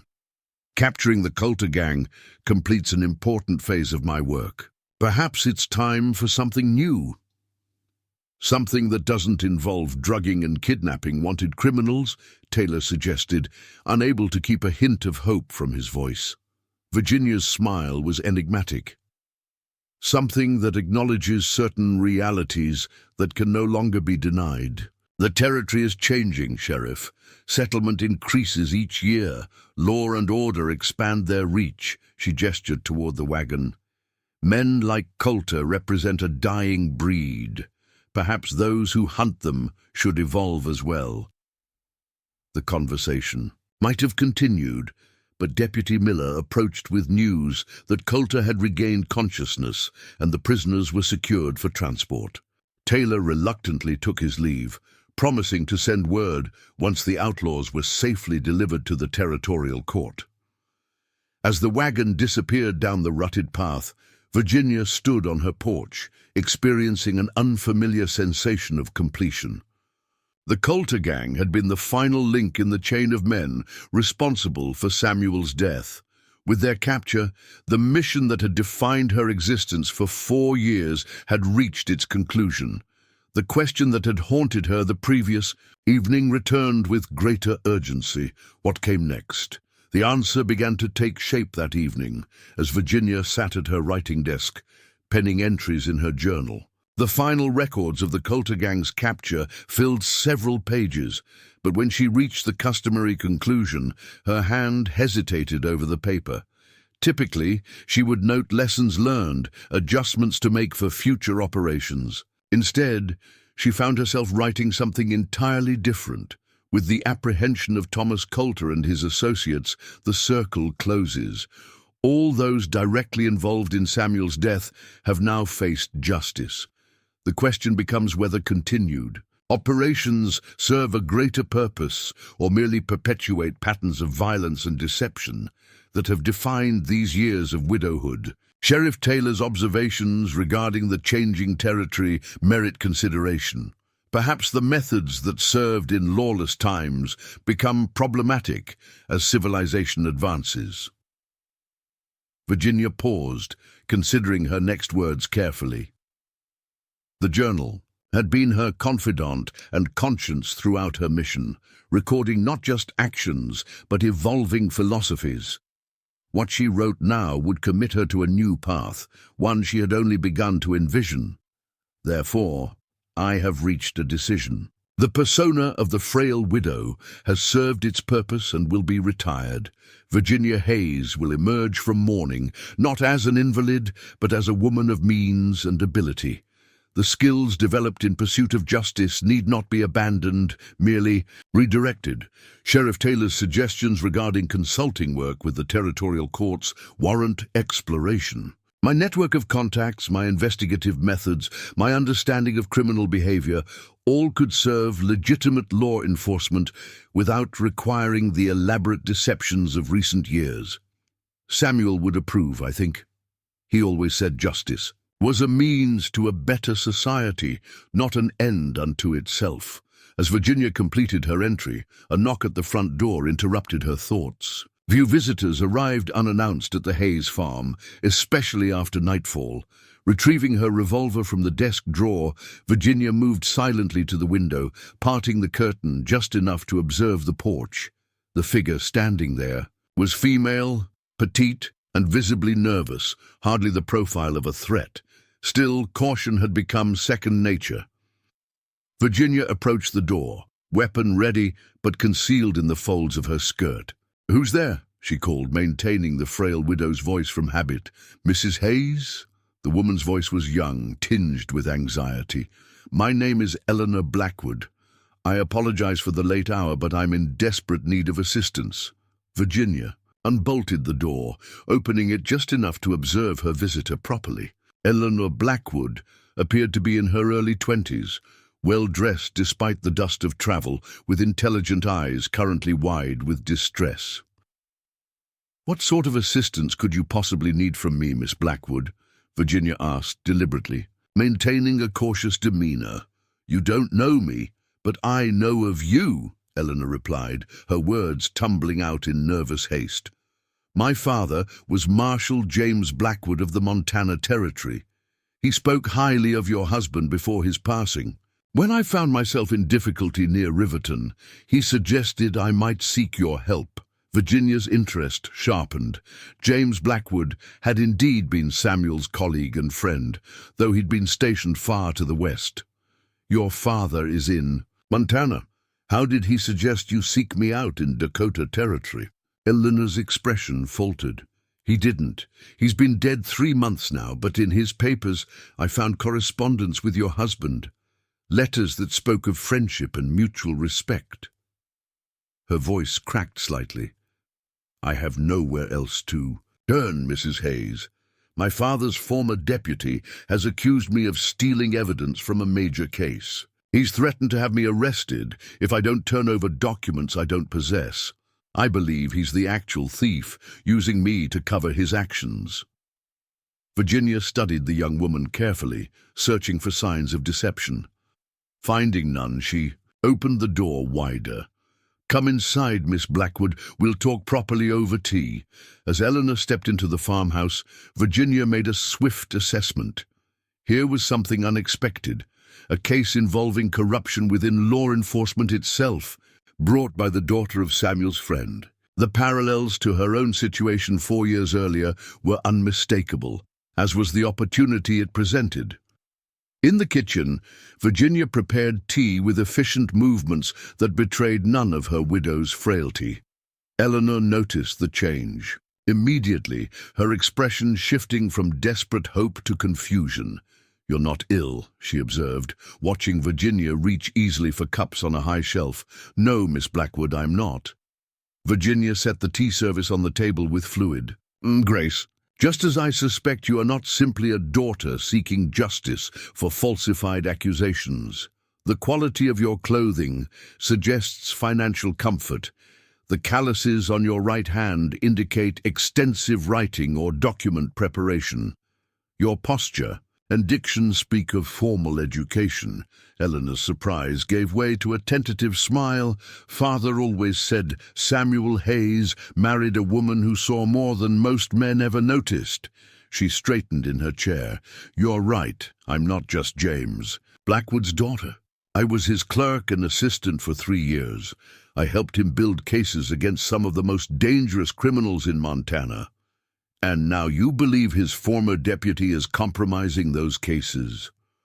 Virginia poured the tea, her mind already cataloging potential approaches to such an investigation. "I don't believe it. I know it." Eleanor reached into her bag, extracting a slim folder of papers. "I've been gathering evidence, but as a woman acting alone, I have no standing with the territorial courts. When I tried to present my findings, I was dismissed as hysterical, possibly delusional with grief. Frustration colored her tone. That's when I remembered my father's stories about Mrs. Hayes, who helped her husband build unassailable cases. You thought perhaps I might help build yours, Virginia finished. She accepted the folder, reviewing its contents with a professional eye. The documentation was impressive, methodical, detailed, with clear links between evidence and conclusions. Eleanor Blackwood had indeed learned at her father's side. This is excellent work, Virginia acknowledged, but incomplete.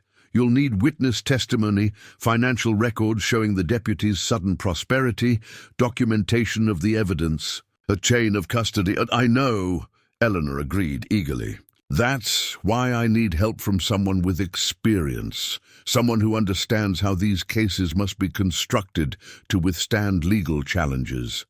Virginia set down the folder, considering the young woman before her. In Eleanor's determination, she recognized echoes of her own journey, the grief transformed into purpose, the search for justice within a system often resistant to it. But unlike Virginia, Eleanor sought to work within legitimate channels, to reform rather than circumvent. The symmetry was compelling. Virginia had begun her mission seeking justice for a murdered lawman. Perhaps she would conclude it by helping another lawman's legacy remain untarnished. Miss Blackwood, Virginia said finally, I believe we may be able to assist each other. You need someone with my investigative experience and connections. I find myself at a transitional point, seeking new direction for skills developed over years of specialized work. Eleanor's expression brightened with hope. Then you'll help me? I will, Virginia confirmed, but on one condition. This investigation proceeds by strictly legal means. No deceptions, no shortcuts, no vigilante methods.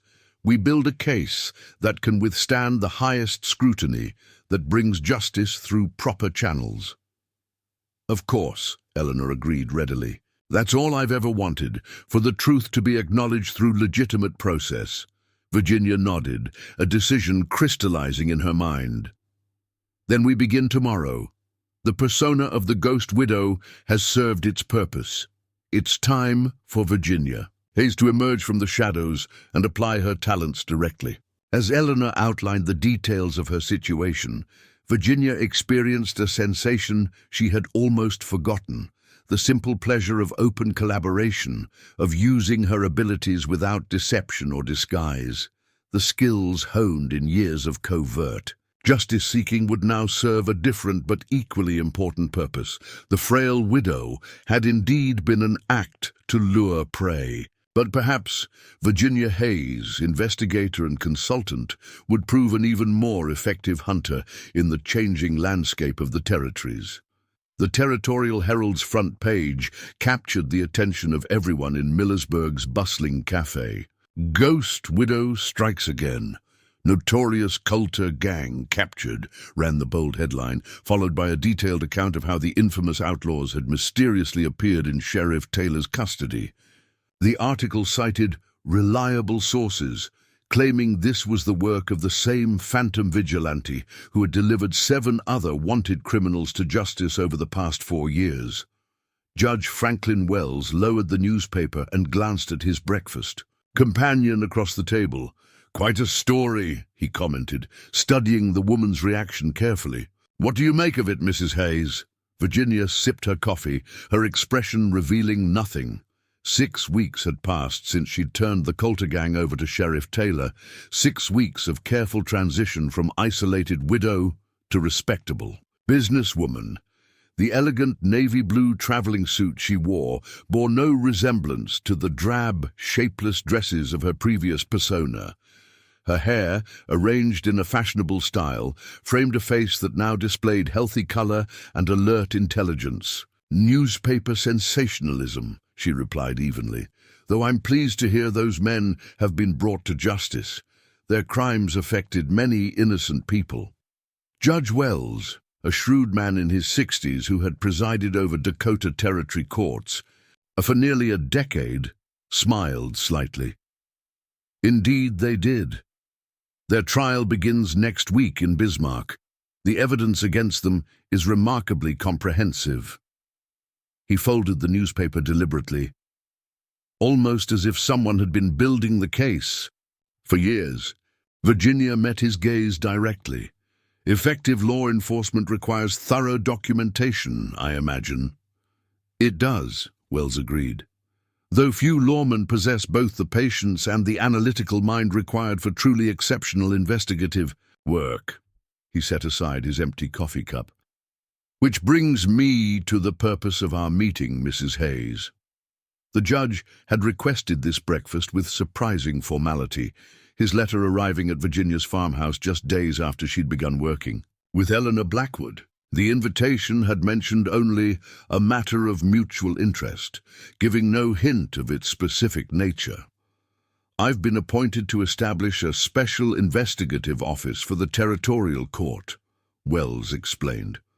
"Cases involving multiple jurisdictions, corruption allegations, or particularly complex criminal networks have overwhelmed our standard procedures. We need investigators with unconventional skills." Virginia raised an eyebrow. "And you thought of me?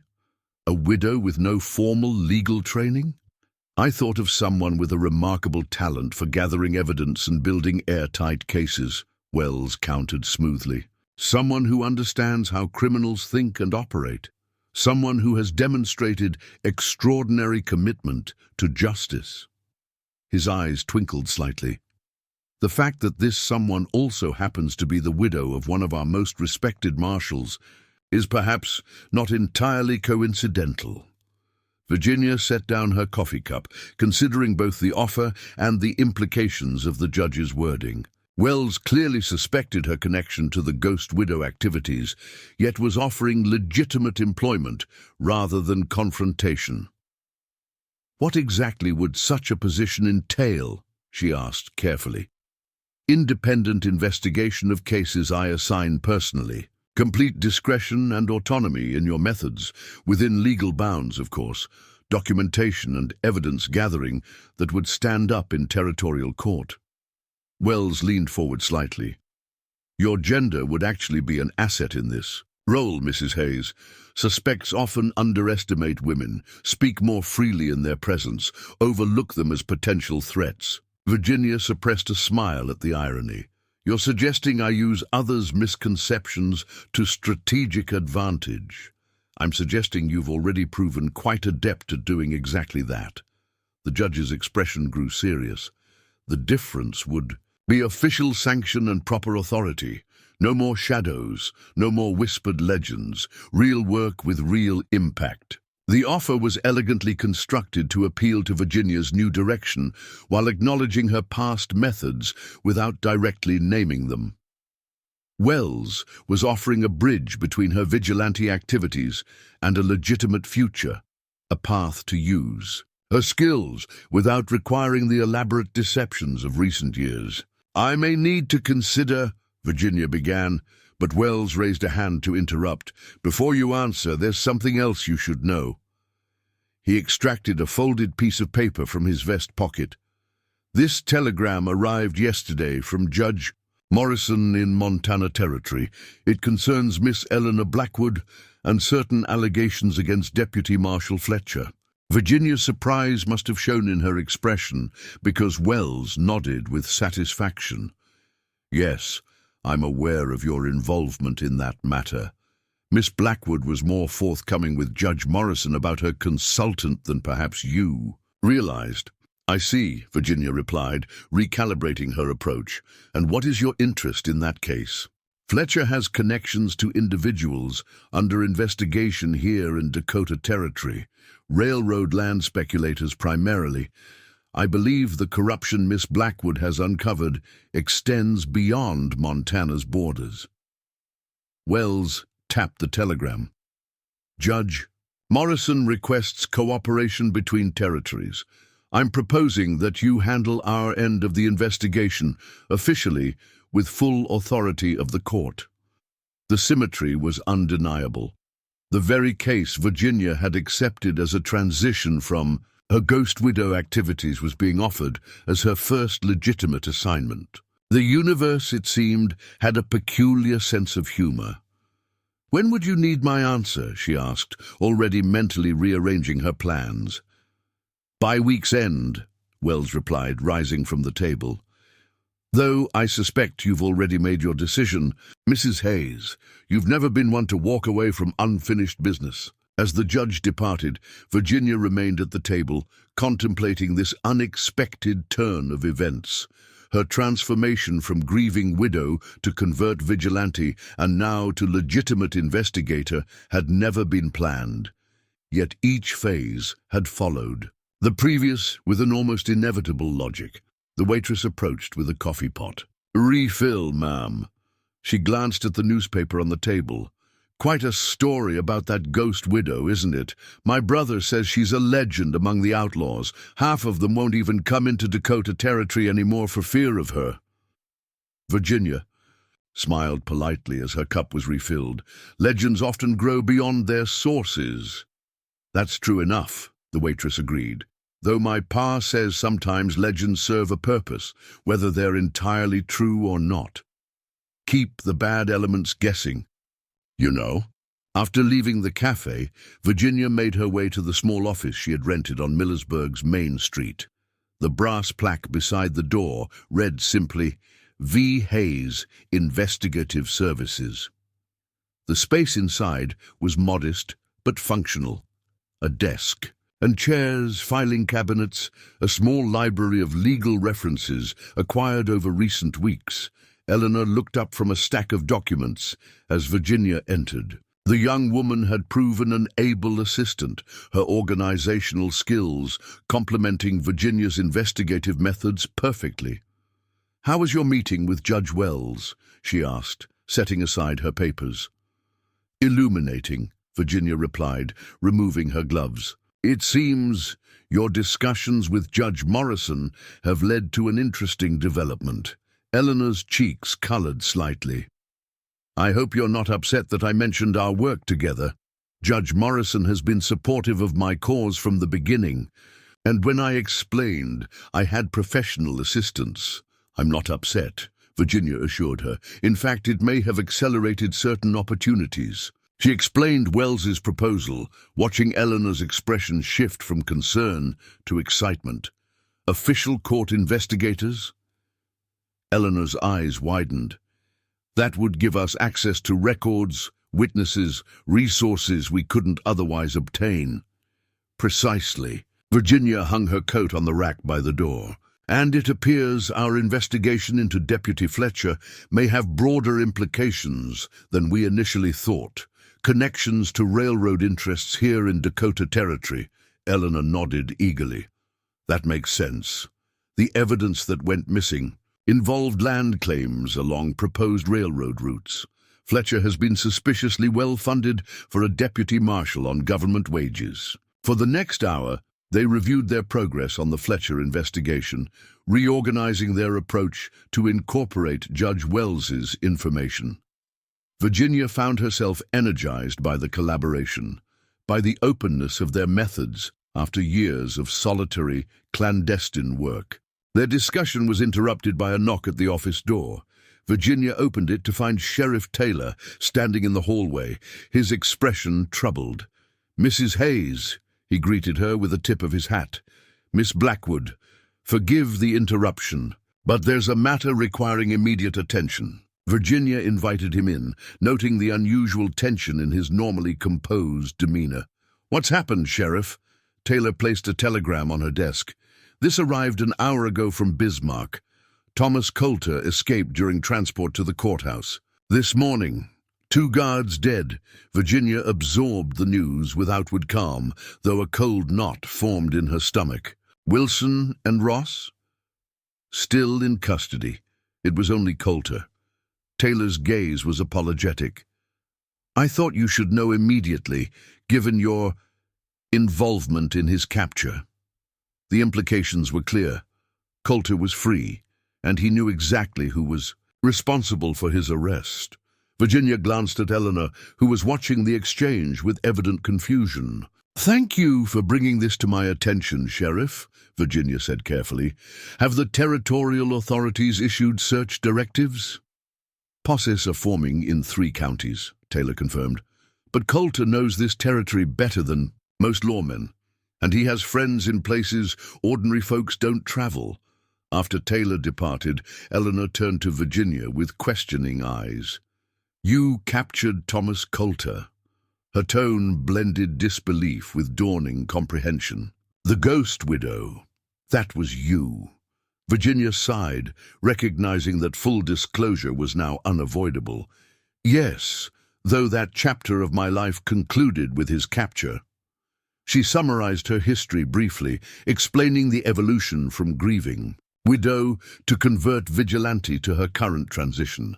Rather than the shock or disapproval Virginia half expected, Eleanor's expression reflected something closer to admiration. "You delivered justice when traditional methods failed. My father would have understood that, even if he couldn't officially condone it. Understanding won't protect us if Coulter decides to seek revenge," Virginia pointed out. "His escape complicates our plans considerably." Eleanor straightened her shoulders, a gesture Virginia had come to recognize as her preparation for confronting challenges. "Then we adapt our plans. You've faced dangerous men before, and now you have an ally, rather than facing them alone." The young woman's courage was admirable, if perhaps naive. Virginia had never intended to draw anyone else into the potential dangers of her past activities. Yet Eleanor's father had been Samuel's friend and colleague. There was a certain responsibility inherent in that connection. "We'll need to take precautions," Virginia decided, "both here and at the farmhouse." The remainder of the day was spent securing both locations against potential threats. Virginia revealed some of her defensive modifications at the farm: the concealed weapons caches, the escape routes, the observation points that allowed monitoring of approaching visitors. Eleanor absorbed these lessons with the same methodical attention she brought to their investigative work. By evening, they had established a reasonable security protocol and returned to the Fletcher investigation. Virginia found focusing on the case provided welcome distraction from concerns about Coulter's escape. The work itself was solid, familiar ground, following paper trails, identifying discrepancies in testimonies, mapping connections between seemingly unrelated events. As darkness fell, Virginia lit the lamps in her office, spreading a land ownership map across her desk. These parcels changed hands immediately after Fletcher lost the evidence from the Mitchell robbery case, all purchased by shell companies that trace back to the Dakota Central Railroad interests. Eleanor compared the map to her notes. The same pattern occurred with land along the Montana border. First, legitimate homesteader claims are challenged on technicalities. Then evidence supporting those claims mysteriously disappears from Marshall's custody. Finally, the land is purchased at auction by railroad-affiliated entities. A comprehensive conspiracy, Virginia observed, requiring cooperation between law enforcement, land office officials, and railroad executives. Precisely the type of case Judge Wells mentioned: complex, multi-jurisdictional, involving corruption of public officials. And dangerous, Eleanor added quietly. Fletcher already tried to discredit me when I raised questions. What might he do if he discovers we're building a case against him and his railroad partners? That concern applies equally to legitimate investigations and vigilante activities, Virginia noted wryly. The difference lies in the resources and protections available to official investigators. Their work continued late into the evening, the methodical process of building a case, providing structure and purpose amid uncertainties. When they finally gathered their materials to depart, Virginia insisted on escorting Eleanor to her boarding house before returning to the farmhouse. The prairie night was cool and clear, stars scattered across the vast sky like diamond dust. Virginia drove her buggy with practiced ease, her mind divided between awareness of their surroundings and consideration of the day's developments. The escaped Coulter, Judge Wells's offer, Eleanor's discovery of her past, each represented significant change to the careful balance she had established. At the farmhouse, Virginia completed her security checks with the precision of long habit. Every window, every door, every potential approach to the property was verified secure. Only then did she allow herself to relax slightly, changing into comfortable clothes and preparing a simple late supper. As she ate at her kitchen table, Virginia's gaze fell on Samuel's photograph, still occupying its place of honor on the mantel. 4 years of grief and retribution had transformed her from the woman he had known into someone almost unrecognizable. Would he approve of what she had become, of what she now planned to be? The question had no simple answer. Samuel had been a man of law, of procedure and proper authority, yet he had also been pragmatic, understanding that justice sometimes required unorthodox approaches in untamed lands. He had taught her to shoot, after all, acknowledging that a woman alone needed means of self-protection. Virginia was retrieving her journal to record the day's events when a sound from the front porch froze her in mid-motion. Years of vigilance had attuned her to the smallest disturbances, the subtle creak of a floorboard bearing unexpected weight, the whisper of fabric against wood. Someone was attempting to approach stealthily and doing a remarkably good job of it. Moving silently, Virginia extinguished the kitchen lamp and withdrew to the shadows beside the doorway. Her revolver was in her hand without conscious thought, her breathing controlled to absolute silence. The ghost widow might be retiring, but her instincts remained razor-sharp. 3 soft knocks on the front door followed, then a voice that sent cold shock through Virginia's system. "Virginia's system, Mrs. Hayes," called Thomas Coulter, his tone conversational, almost friendly. "I believe we have matters to discuss. I'm unarmed and alone, as a gesture of good faith." Virginia remained motionless, evaluating options with rapid precision. Coulter was dangerous, yes, but he was also intelligent and calculating. If he had wanted simple revenge, he would have attempted a more direct assault. The formal announcement of his presence suggested different intentions. "I know you're listening," Coulter continued, "and I know you're armed. I respect that, but I'm not here to harm you. Quite the opposite, in fact." Curiosity warred with caution in Virginia's mind. 4 years of hunting men like Coulter had taught her to recognize the fine line between foolhardy risk and calculated gamble. This situation balanced precisely on that line. "I have information about Deputy Marshal Fletcher," Coulter added, the name landing like a stone in still water. "Information your young associate Miss Blackwood would find extremely valuable." That settled it. Virginia moved to the front door, positioning herself to the side rather than directly in front of it. "Back away to the edge of the porch, Mr. Coulter. Hands where I can see them when I open the door." "As you wish, Mrs. Hayes." Virginia counted to 5, then carefully opened the door just enough to verify Coulter's position. He stood as instructed at the porch's edge, hands raised to shoulder height, face illuminated by the waxing moon. Despite having escaped custody that morning, he appeared remarkably composed, clean-shaven, wearing fresh clothes, his posture relaxed but alert. "You've gone to considerable trouble to deliver this information personally," Virginia observed, keeping her revolver trained on him. "Why not simply disappear while you had the chance?" Coulter's smile was surprisingly genuine. "Because some debts transcend the usual boundaries between lawman and outlaw, Mrs. Hayes, and I find myself owing one such debt to you." Virginia studied him warily, searching for signs of deception. "Explain." "May I lower my hands first, and perhaps continue this conversation somewhere less exposed?" After a moment's consideration, Virginia stepped back, allowing him to enter while maintaining a safe distance. "Keep your hands visible." Any sudden movements, and this conversation ends permanently." Coulter nodded his understanding as he stepped into the farmhouse. Virginia directed him to a chair in the kitchen, positioning herself where she could observe him clearly, while remaining beyond lunging distance. "I'm listening, Mr. Coulter. What debt do you believe you owe me? And what connection could you possibly have to Deputy Fletcher?" Coulter settled into the chair with the ease of a man accustomed to navigating dangerous situations. "The debt is simple, Mrs. Hayes.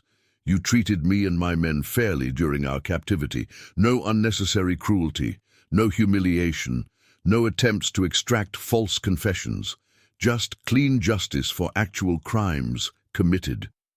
His expression grew serious. "That's rarer than you might think in these territories."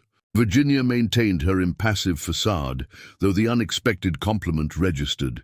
"And Fletcher?" "Fletcher is the reason I escaped rather than standing trial," Coulter replied. "Though not by my choice or design, he arranged it, or rather, his employers did. They need certain evidence to disappear permanently, evidence that I unwittingly acquired during a job last year." The pieces began connecting in Virginia's mind, forming a pattern that aligned with their ongoing investigation. "The Mitchell robbery," Coulter nodded, impressed. "You're already on that trail, then?" "Yes. My gang was hired to rob a stagecoach carrying land deeds and survey maps. We were told it was a simple payroll job, but the client was actually after documents that proved railroad men were falsifying survey reports to steal homesteader claims. And you kept copies of these documents as insurance," Virginia surmised. "I've survived this long by maintaining leverage when dealing with powerful men," Coulter acknowledged. "Fletcher discovered I had this insurance policy while processing evidence from our capture.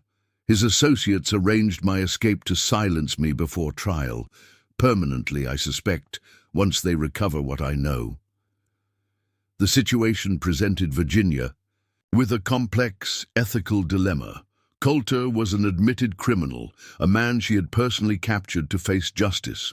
Yet his information could be crucial to the Fletcher investigation, potentially exposing corruption that threatened many innocent homesteaders.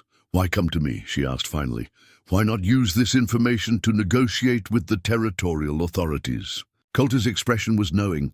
"Because Fletcher has allies throughout the official system, because you've proven yourself committed to justice regardless of conventional boundaries, and because your young associate's father was the only marshal who ever treated me with basic humanity, even while arresting me." He leaned forward slightly. "James Blackwood was an honorable man in a profession with too few of them. I owe his daughter this information at minimum." Virginia absorbed this revelation with careful neutrality, though inwardly her thoughts raced. The connection between Eleanor's father and Coulter added yet another layer to an already complex situation. "What exactly are you proposing, Mr. Coulter?" "A temporary alliance," he replied simply. "I provide the evidence and testimony to expose Fletcher's operation. In exchange, I ask for consideration regarding my own case, not dismissal, but perhaps leniency, reflective of my cooperation." It was, Virginia had to admit, a reasonable proposition. Yet accepting meant partnering with a man she had dedicated herself to bringing to justice, a fundamental compromise of principles that had governed her actions for years. "I need time to consider," she said finally, "and to verify certain elements of your story." Coulter nodded, seemingly unsurprised.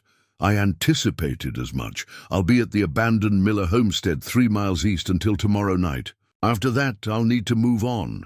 Fletcher's men are searching for me as diligently as the law." As he rose to depart, Coulter paused, studying Virginia with unexpected respect. "You know, in different circumstances, Mrs. Hayes, you and I might have made formidable partners. We share certain talents for strategy and improvisation." Virginia's expression remained unmoved, though something in his observation resonated uncomfortably. "We chose different applications for those talents, Mr. Coulter. That makes all the difference. Does it? He asked quietly.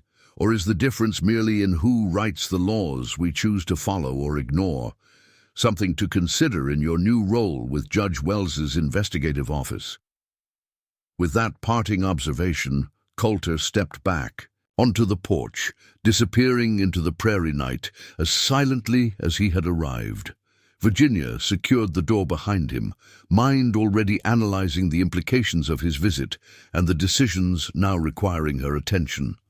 The ghost widow's reputation had indeed spread, reaching even those she had captured. But that reputation was evolving, transforming into something more complex than the simple legend of a frail-appearing avenger. Whether this evolution represented progress or compromise remained to be determined. Dawn found Virginia already at her office in Millersburg, having slept little after Coulter's unexpected visit. The small brass clock on her desk showed barely 6 o'clock, but she had been working for over an hour, methodically verifying elements of Coulter's story against their existing evidence in the Fletcher investigation. To her frustration, his claims aligned perfectly with what they had uncovered independently. Land records, dates of evidence tampering, patterns of railroad acquisition, all corroborated the Outlaws' account. If Coulter was lying, he had constructed a deception so intricate and consistent with established facts that it bordered on impossible. Virginia was studying a map of contested properties when a sharp knock interrupted her concentration. Drawing her derringer from its desk holster, a habit she had not abandoned despite her more respectable appearance, she approached the door cautiously. "Mrs. Hayes, it's Eleanor. I know it's early, but there's news you need to hear immediately."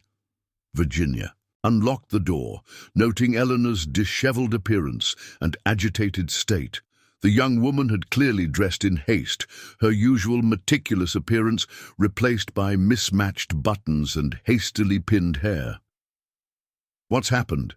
Virginia asked, guiding her to a chair. Eleanor's hands trembled slightly as she withdrew a telegram from her pocket. "This arrived at my boarding house an hour ago. It's from Judge Morrison in Montana." Virginia scanned the message, her expression growing grave as she absorbed its contents. Judge Morrison had been found dead in his chambers the previous evening, an apparent suicide, according to initial reports. His body was discovered shortly after he had sent telegrams to Judge Wells regarding their investigation. "Suicide," Eleanor said bitterly. "Judge Morrison was the most optimistic, forward-thinking man I've ever known. He spoke just last week about plans for expanding the circuit court system next year." Virginia set the telegram aside, her mind already analyzing implications. When powerful people are threatened, convenient deaths often follow. Your father's cases, Judge Morrison's support for our investigation, the pattern suggests organized elimination of obstacles. "Fletcher?" Eleanor asked, her grief momentarily overshadowed by determination. "Fletcher is merely a tool," Virginia replied. "We need to identify who wields him." For the next hour, they reorganized their evidence, mapping connections between Fletcher's activities and the broader power structure of the territories. A pattern emerged. Land seizures along proposed railroad routes, mysterious deaths or discrediting of opponents, strategic appointments of sympathetic officials in key positions. "This goes beyond simple corruption," Virginia observed. "This is systematic capture of territorial governance by private interests." Eleanor nodded grimly. "And now they're eliminating anyone who might expose them. First my father, now Judge Morrison. We could be next." Virginia considered mentioning Coulter's visit, but hesitated. Her instinct for strategic disclosure warred with her growing sense that full transparency with Eleanor was necessary for both their safety and the investigation's integrity. Before she could decide, another interruption came in the form of rapid footsteps in the hallway, followed by an urgent knock. This time, it was Sheriff Taylor, his expression grave. "Mrs. Hayes, Miss Blackwood, I bring disturbing news. Judge Wells was attacked in his home last night. He's alive but severely injured. The news sent a cold jolt through Virginia. Nature of the attack made it look like a robbery gone wrong, Taylor replied. But nothing of value was taken, and the attack targeted his study specifically. Papers were scattered, his case files disturbed. Was anything stolen? Eleanor asked. Taylor's gaze shifted between them. Wells regained consciousness briefly this morning. He said to tell you that they know about the investigation and the appointments are compromised. Does that mean something to you? Virginia exchanged a significant look with Eleanor. The judge's message confirmed their worst fears. Their investigation had been discovered, and the proposed official appointments that would have given them legitimate authority were now dangerous. Liabilities rather than protections. Sheriff, Virginia said carefully, I believe Judge Wells was targeted because of an investigation into corruption involving Deputy Marshal Fletcher and certain railroad interests. Eleanor and I have been assisting him in gathering evidence. Taylor's posture stiffened with alarm. The same Fletcher connected to the Montana cases. The Territorial Marshal's office has requested assistance searching for him. Apparently he's disappeared from his post without authorization. He's running, Eleanor concluded, or being hidden by his associates. Or hunting, Virginia added quietly. If he targeted Judge Morrison and Judge Wells, others connected to this investigation may be at risk. The implications hung in the air between them. Judge Wells hospitalized, Judge Morrison dead, Fletcher unaccounted for. The situation had escalated from investigation to active threat with alarming speed. I need to alert my deputies, Taylor said, moving toward the door, and I strongly suggest you both consider temporary relocation until we can ensure your safety. After the sheriff departed, Eleanor turned to Virginia with newfound resolve in her expression. We can't back down now, not after what they've done to Judge Morrison and Judge Wells. Agreed, Virginia replied, but our approach requires adjustment. Official channels are now compromised, and our evidence alone isn't sufficient to force action against such a powerful network. The moment for full disclosure had arrived. Virginia outlined Coulter's visit and proposition, watching Eleanor's expression shift from shock to calculation as she absorbed the potential implications. You're suggesting we ally with an escaped criminal? Eleanor asked, though her tone held more consideration than rejection. I'm suggesting we require additional evidence and testimony that only Coulter can provide, Virginia clarified. Temporary alignment of interests rather than true alliance. Virginia considered mentioning Coulter's visit, but hesitated. Her instinct for strategic disclosure warred with her growing sense that full transparency with Eleanor was necessary for both their safety and the investigation's integrity. Before she could decide, another interruption came in the form of rapid footsteps in the hallway, followed by an urgent knock. This time it was Sheriff Taylor, his expression grave. Mrs. Hayes, Miss Blackwood, I bring disturbing news. Judge Wells was attacked in his home last night. He's alive but severely injured. The news sent a cold jolt through Virginia. Nature of the attack made it look like a robbery gone wrong, Taylor replied. But nothing of value was taken, and the attack targeted his study specifically. Papers were scattered, his case files disturbed. Was anything stolen? Eleanor asked. Taylor's gaze shifted between them. Wells regained consciousness briefly this morning.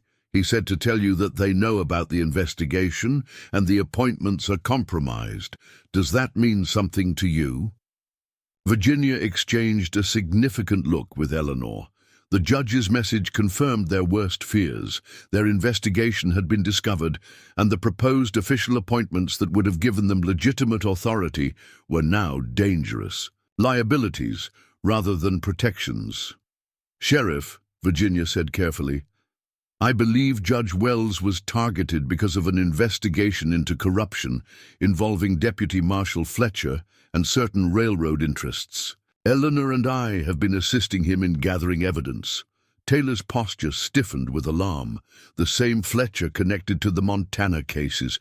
The Territorial Marshal's office has requested assistance searching for him. Apparently, he's disappeared from his post without authorization. He's running, Eleanor concluded, or being hidden by his associates, or hunting, Virginia added quietly. If he targeted Judge Morrison and Judge Wells, others connected to this investigation may be at risk.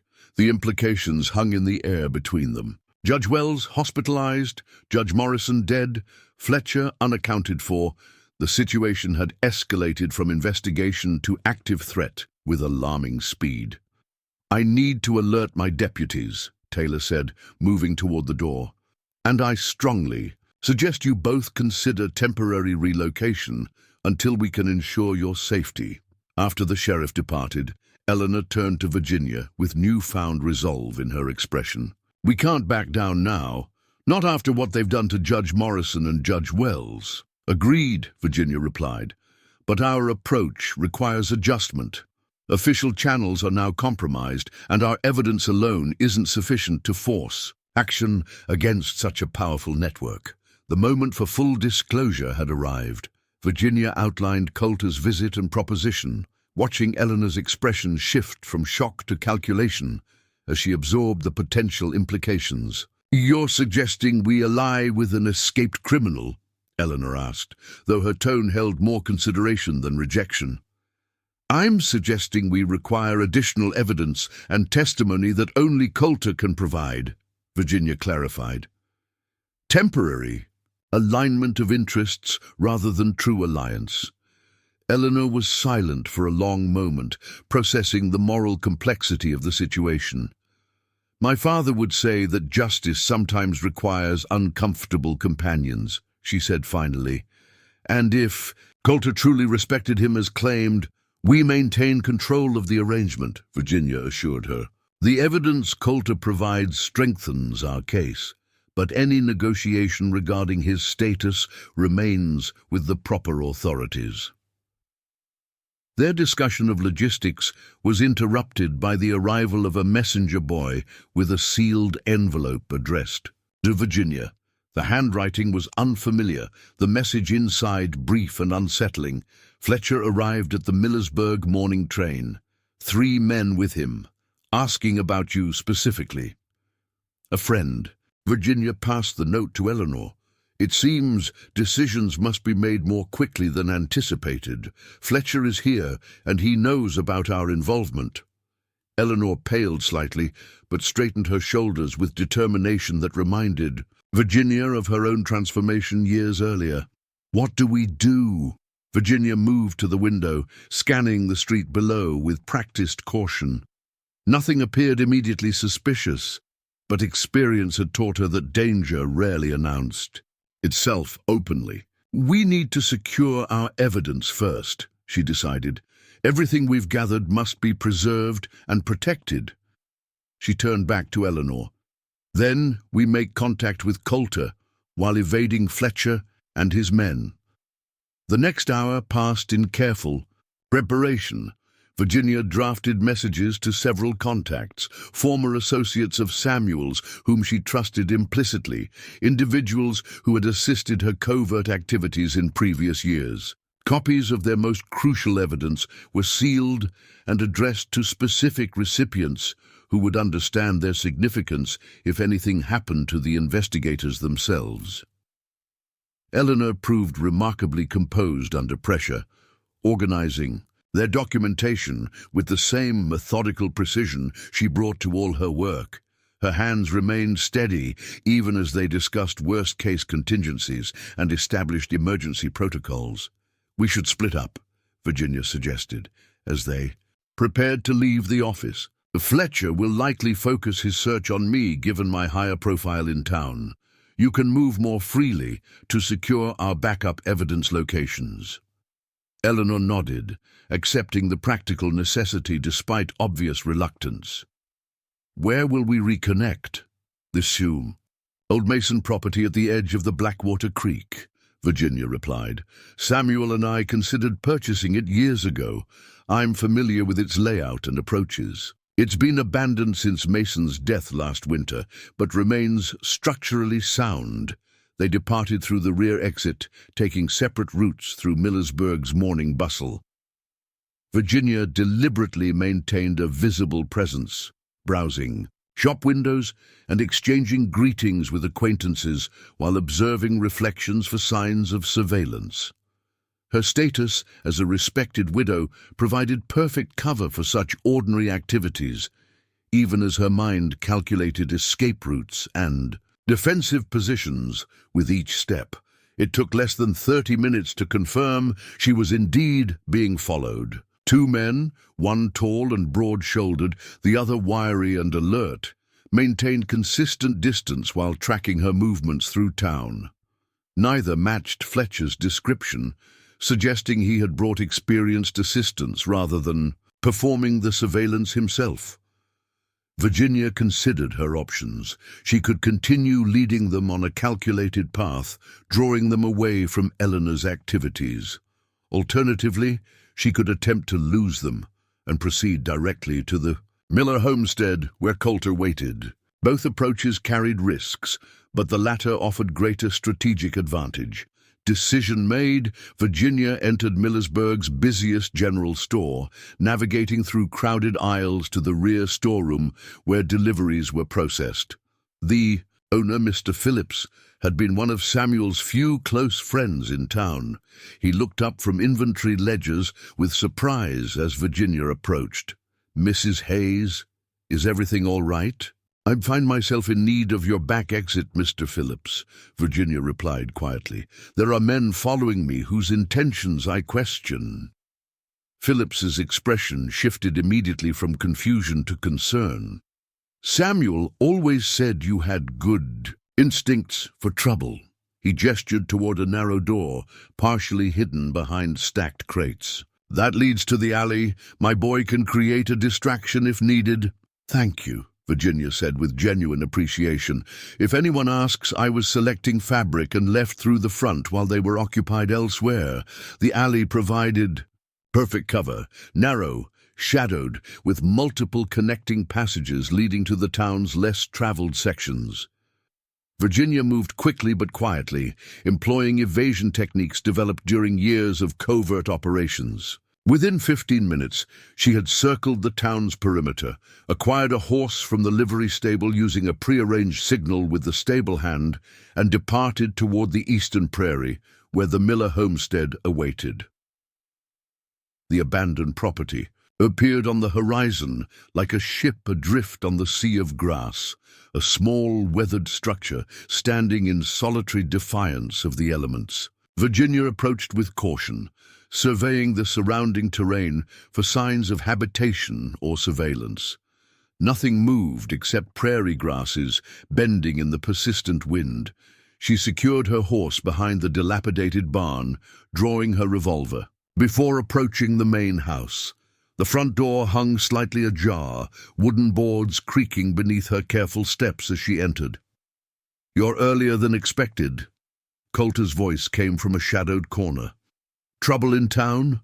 Virginia kept, her weapon ready, eyes adjusting to the dimmer interior. "Fletcher arrived this morning with associates.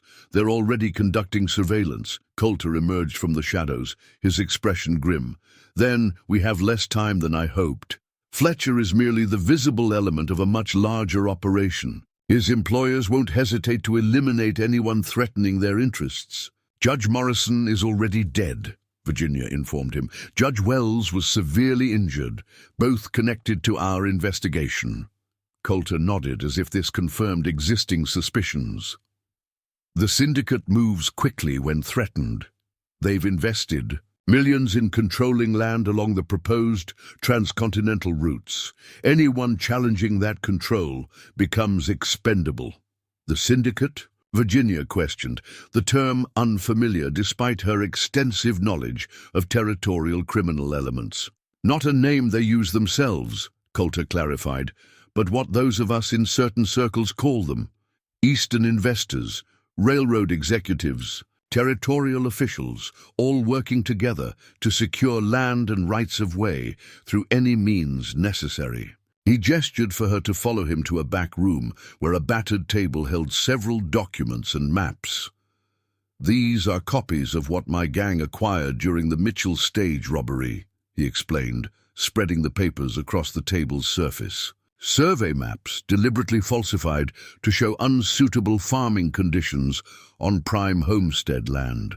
Correspondence between land office officials and railroad executives arranging for claim denials.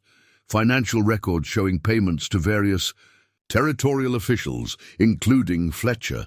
Virginia studied the documents with expert assessment. The evidence was compelling, detailed, specific, and directly incriminating for several prominent figures in both territorial governance and railroad development.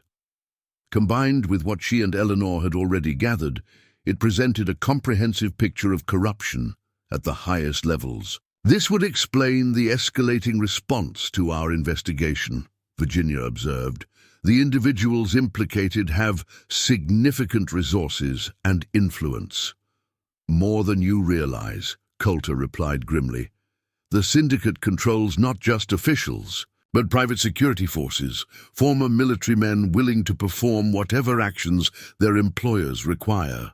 Fletcher likely brought some of these men with him to Millersburg." Virginia absorbed this information, recalibrating her assessment of the threat they faced. This was no longer merely about bringing corrupt officials to justice. It had evolved into a conflict with a well-organized, well-funded criminal enterprise, with tentacles throughout territorial governance.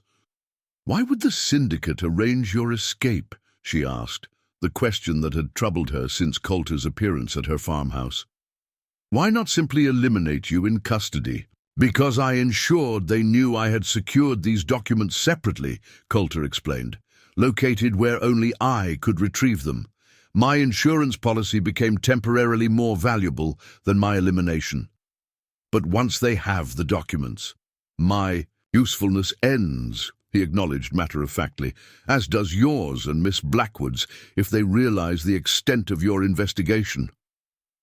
The barn door creaked in the distance, causing both to reach instinctively for weapons. Virginia moved silently to the window, tension easing when she recognized Eleanor approaching from the direction of Millersburg. "My associate," she explained to Coulter, who nodded and returned his pistol to its holster. Eleanor entered the homestead, cautiously, her expression reflecting momentary alarm at Coulter's presence despite their earlier discussion. Recognition quickly replaced surprise as she assessed the outlaw who had known her father. "Miss Blackwood," Coulter greeted her with unexpected formality. "Your father was a good man, one of the few truly honorable lawmen I encountered in my career." Eleanor's response was measured, professional, despite the unusual circumstances. "Mrs. Hayes says you have evidence regarding Deputy Fletcher and his associates. Evidence that corroborates much of what you've already gathered," Virginia added, guiding Eleanor to the table where Coulter's documents lay spread out. For the next hour, they analyzed the combined evidence, identifying connections and constructing a comprehensive picture of the syndicate's operations. The scope was staggering, systematic corruption extending from local land offices to territorial courts, from railroad surveying crews to marshal service operations.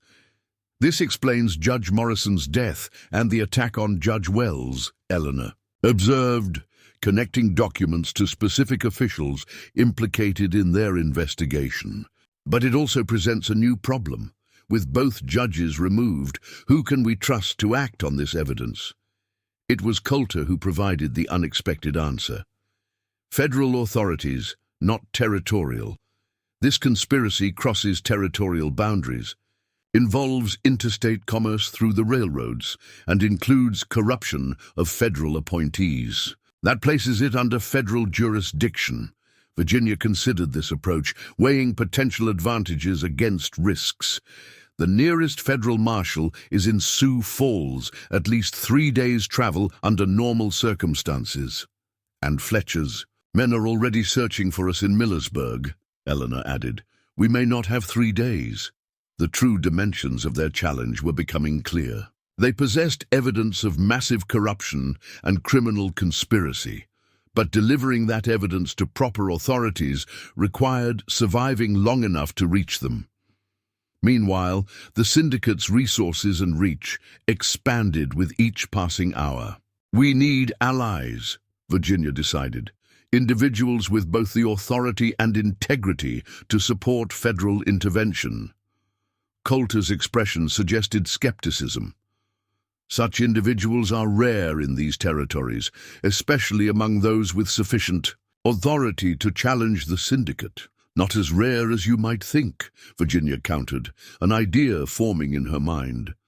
Sheriff Taylor has demonstrated consistent integrity despite pressure. The territorial governor's legal counsel, Jonathan Mercer, studied with Samuel at Harvard Law.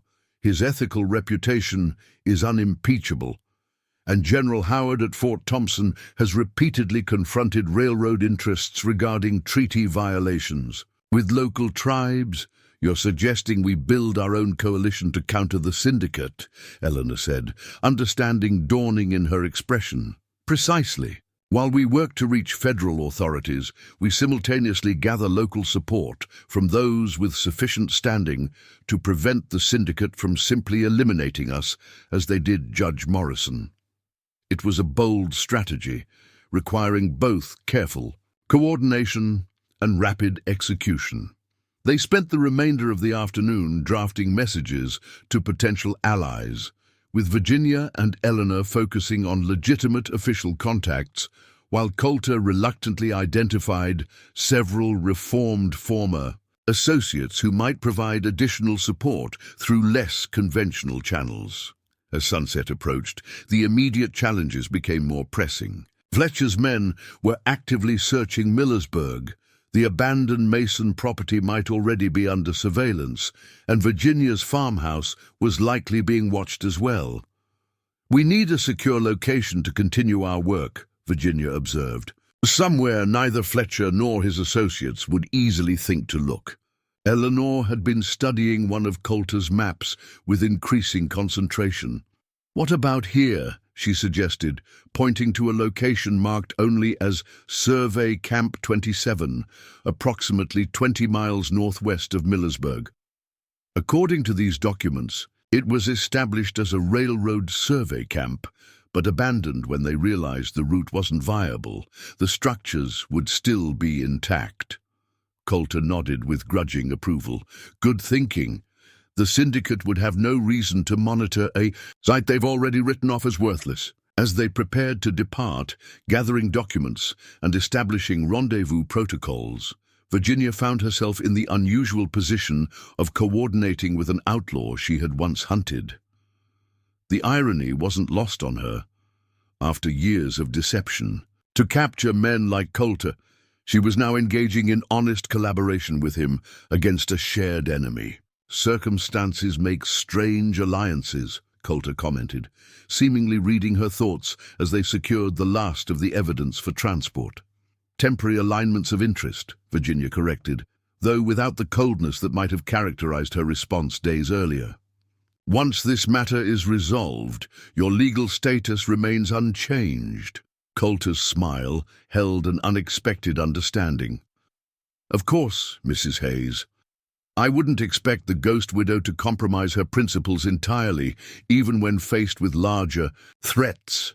As they mounted their horses and departed in separate directions, Eleanor and Coulter toward the abandoned survey camp, Virginia toward Millersburg to make covert contact with Sheriff Taylor, the former vigilante reflected on how dramatically her path had shifted in recent weeks. From isolated widow to legitimate investigator to fugitive from powerful enemies, each transition bringing new challenges that tested not just her skills, but her understanding of justice itself. The frail widow had indeed been a deception designed to lure particular prey. But Virginia Hayes was discovering that shedding that disguise didn't simplify her mission. It merely transformed it into something more complex, more nuanced, and ultimately more significant than personal vengeance or individual justice. The threat now emerging affected countless innocent homesteaders, honest officials, and the very governance of the territories themselves. The Ghost Widow had hunted outlaws one by one in the shadows. Virginia Hayes was now confronting a conspiracy that operated in broad daylight, protected by wealth and influence rather than violence and intimidation. It would require all her skills, both those developed during her years of deception and those newly embraced in her emergence from those shadows. As Millersburg's distant lights appeared on the horizon, Virginia straightened in her saddle, determination replacing uncertainty. The widow's frailty had been her most effective disguise. Now her greatest strength would be the open display of capabilities too long concealed, not just to outmaneuver Fletcher and his associates, but to rally others to stand against the corruption they represented. 3 months after the confrontation with Fletcher and the syndicate, Virginia Hayes stood on the platform of the newly constructed Millersburg courthouse. Autumn had painted the surrounding prairie in hues of amber and gold, the harvest season bringing both abundance and a sense of completion to the Dakota Territory. The ribbon-cutting ceremony marked more than just a new building. It symbolized the transformation of territorial governance following the syndicate investigation.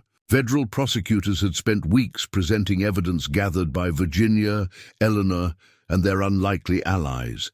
Indictments had reached as high as the territorial secretary and 3 railroad executives whose empires had been built on fraud and intimidation. Virginia wore no widow's weeds today.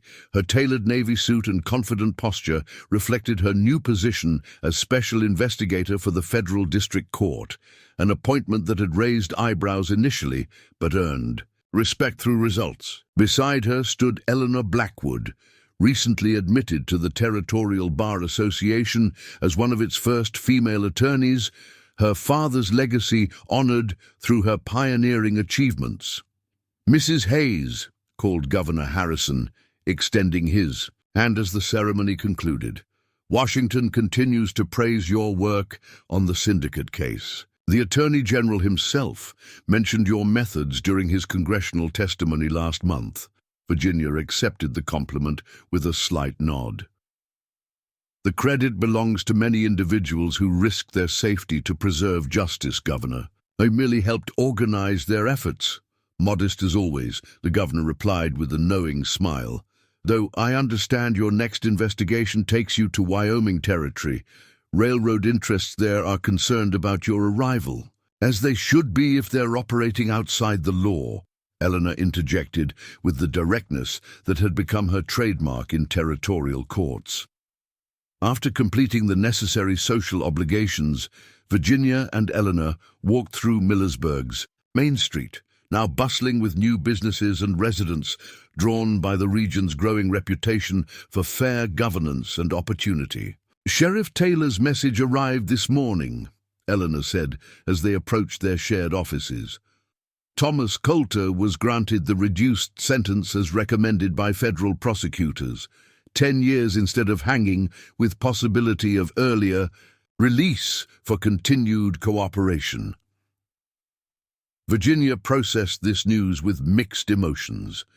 The alliance with Coulter had proven crucial in dismantling the syndicate, his testimony providing connections that might otherwise have remained hidden. The judicial system's acknowledgement of his cooperation represented a form of justice she wouldn't have considered possible during her years as the Ghost Widow. "A fair outcome," she acknowledged as they entered their office building. "Though I doubt he'll serve the full term. Men like Coulter have resourcefulness that extends beyond prison walls." "You almost sound like you approve," Eleanor observed with raised eyebrows. Virginia smiled slightly. "I've learned that justice takes many forms, not all of them written in statute books. 4 years ago I would have demanded nothing less than the maximum sentence for any outlaw. Now," she gestured to the map on their office wall, marked with pins indicating ongoing investigations across 3 territories. Now I recognize that the greater justice lies in systemic change, not merely punishing individuals. Their conversation was interrupted by the arrival of a messenger delivering a telegram addressed to Virginia. She opened it with practiced efficiency, her expression remaining composed as she read its contents.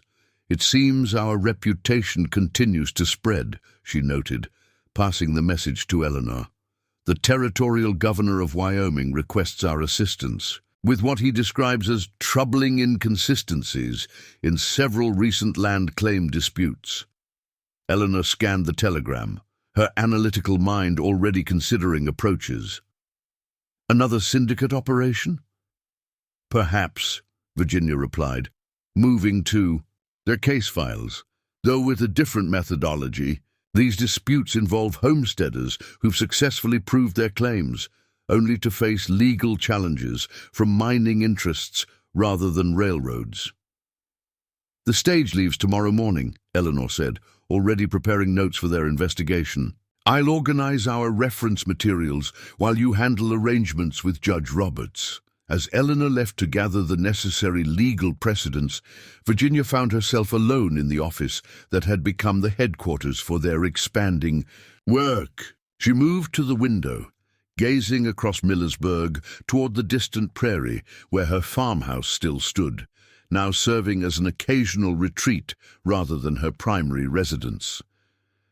The transformation from isolated widow to respected investigator had occurred so gradually yet completely that sometimes it seemed a lifetime separated the woman she had been from the woman she had become. The skills developed during her years of deception now served legitimate purpose. The network built through covert operations now facilitated official investigations. The strategic mind, once focused on capturing individual outlaws, now targeted corrupt systems. That evening, as Virginia packed for the Wyoming assignment, she paused at her bedroom mirror. No cosmetics created artificial pallor now, no shawl concealed her capable form, no trembling hands or faltering steps disguised her true strength. The ghost widow had vanished like morning mist, leaving behind a woman who stood in the full light of day, her abilities acknowledged rather than concealed. She removed Samuel's photograph from its traveling case, studying his face with the clarity that time and healing had finally granted. "You would hardly recognize me now," she said softly, "though I think you would approve of this evolution, justice served through truth rather than deception." A knock at her door announced Eleanor's arrival with final documents for their departure. As they reviewed strategy for the Wyoming investigation, Virginia reflected on how their partnership had developed its own balance. Eleanor's legal brilliance complementing her investigative instincts, youth's idealism tempering experience's pragmatism. "I've been thinking," Eleanor said as they concluded their preparation, "about establishing a formal investigative agency once my legal certification is complete. Combining legal representation with investigative services would allow us to serve clients from initial evidence gathering through final resolution." Virginia considered the proposal, seeing its potential to expand their impact beyond individual cases. An interesting approach. The territories certainly need more structured justice resources as settlement increases. And who better to establish such services than the woman who once hunted outlaws in the shadows? Eleanor's tone held both respect and affection. The ghost widow may have retired, but her legacy continues in every case we build, every corrupt official we expose, every system we help reform. Dawn found them aboard the eastbound stage, documentation secured in leather portfolios, minds focused on the challenges awaiting in Wyoming. Fellow passengers saw only two professional women traveling on business, one mature and composed, the other youthful and determined. None would have guessed that the elegant Mrs. Hayes had once posed as a frail widow to lure dangerous men to justice, or that her methods had evolved from solitary vigilantism to institutional reform.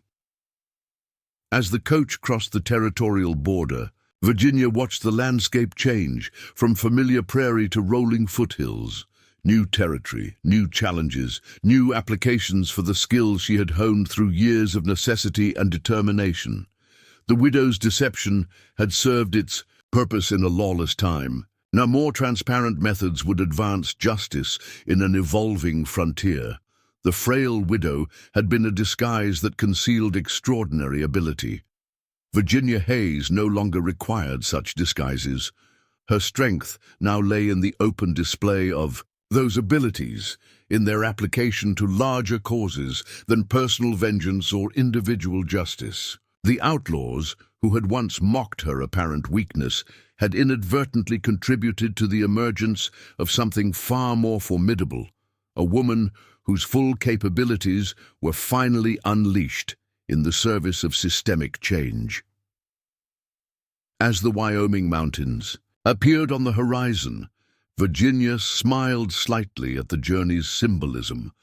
From isolated farmhouses to territorial courtrooms, from shadows to sunlight, from deception to truth, each transition had brought her closer to the most effective expression of justice. The ghost widow had haunted Dakota Territory for 4 years, but Virginia Hayes would help shape its future for decades to come. Her legend transforming from whispered campfire tale to documented legal precedent.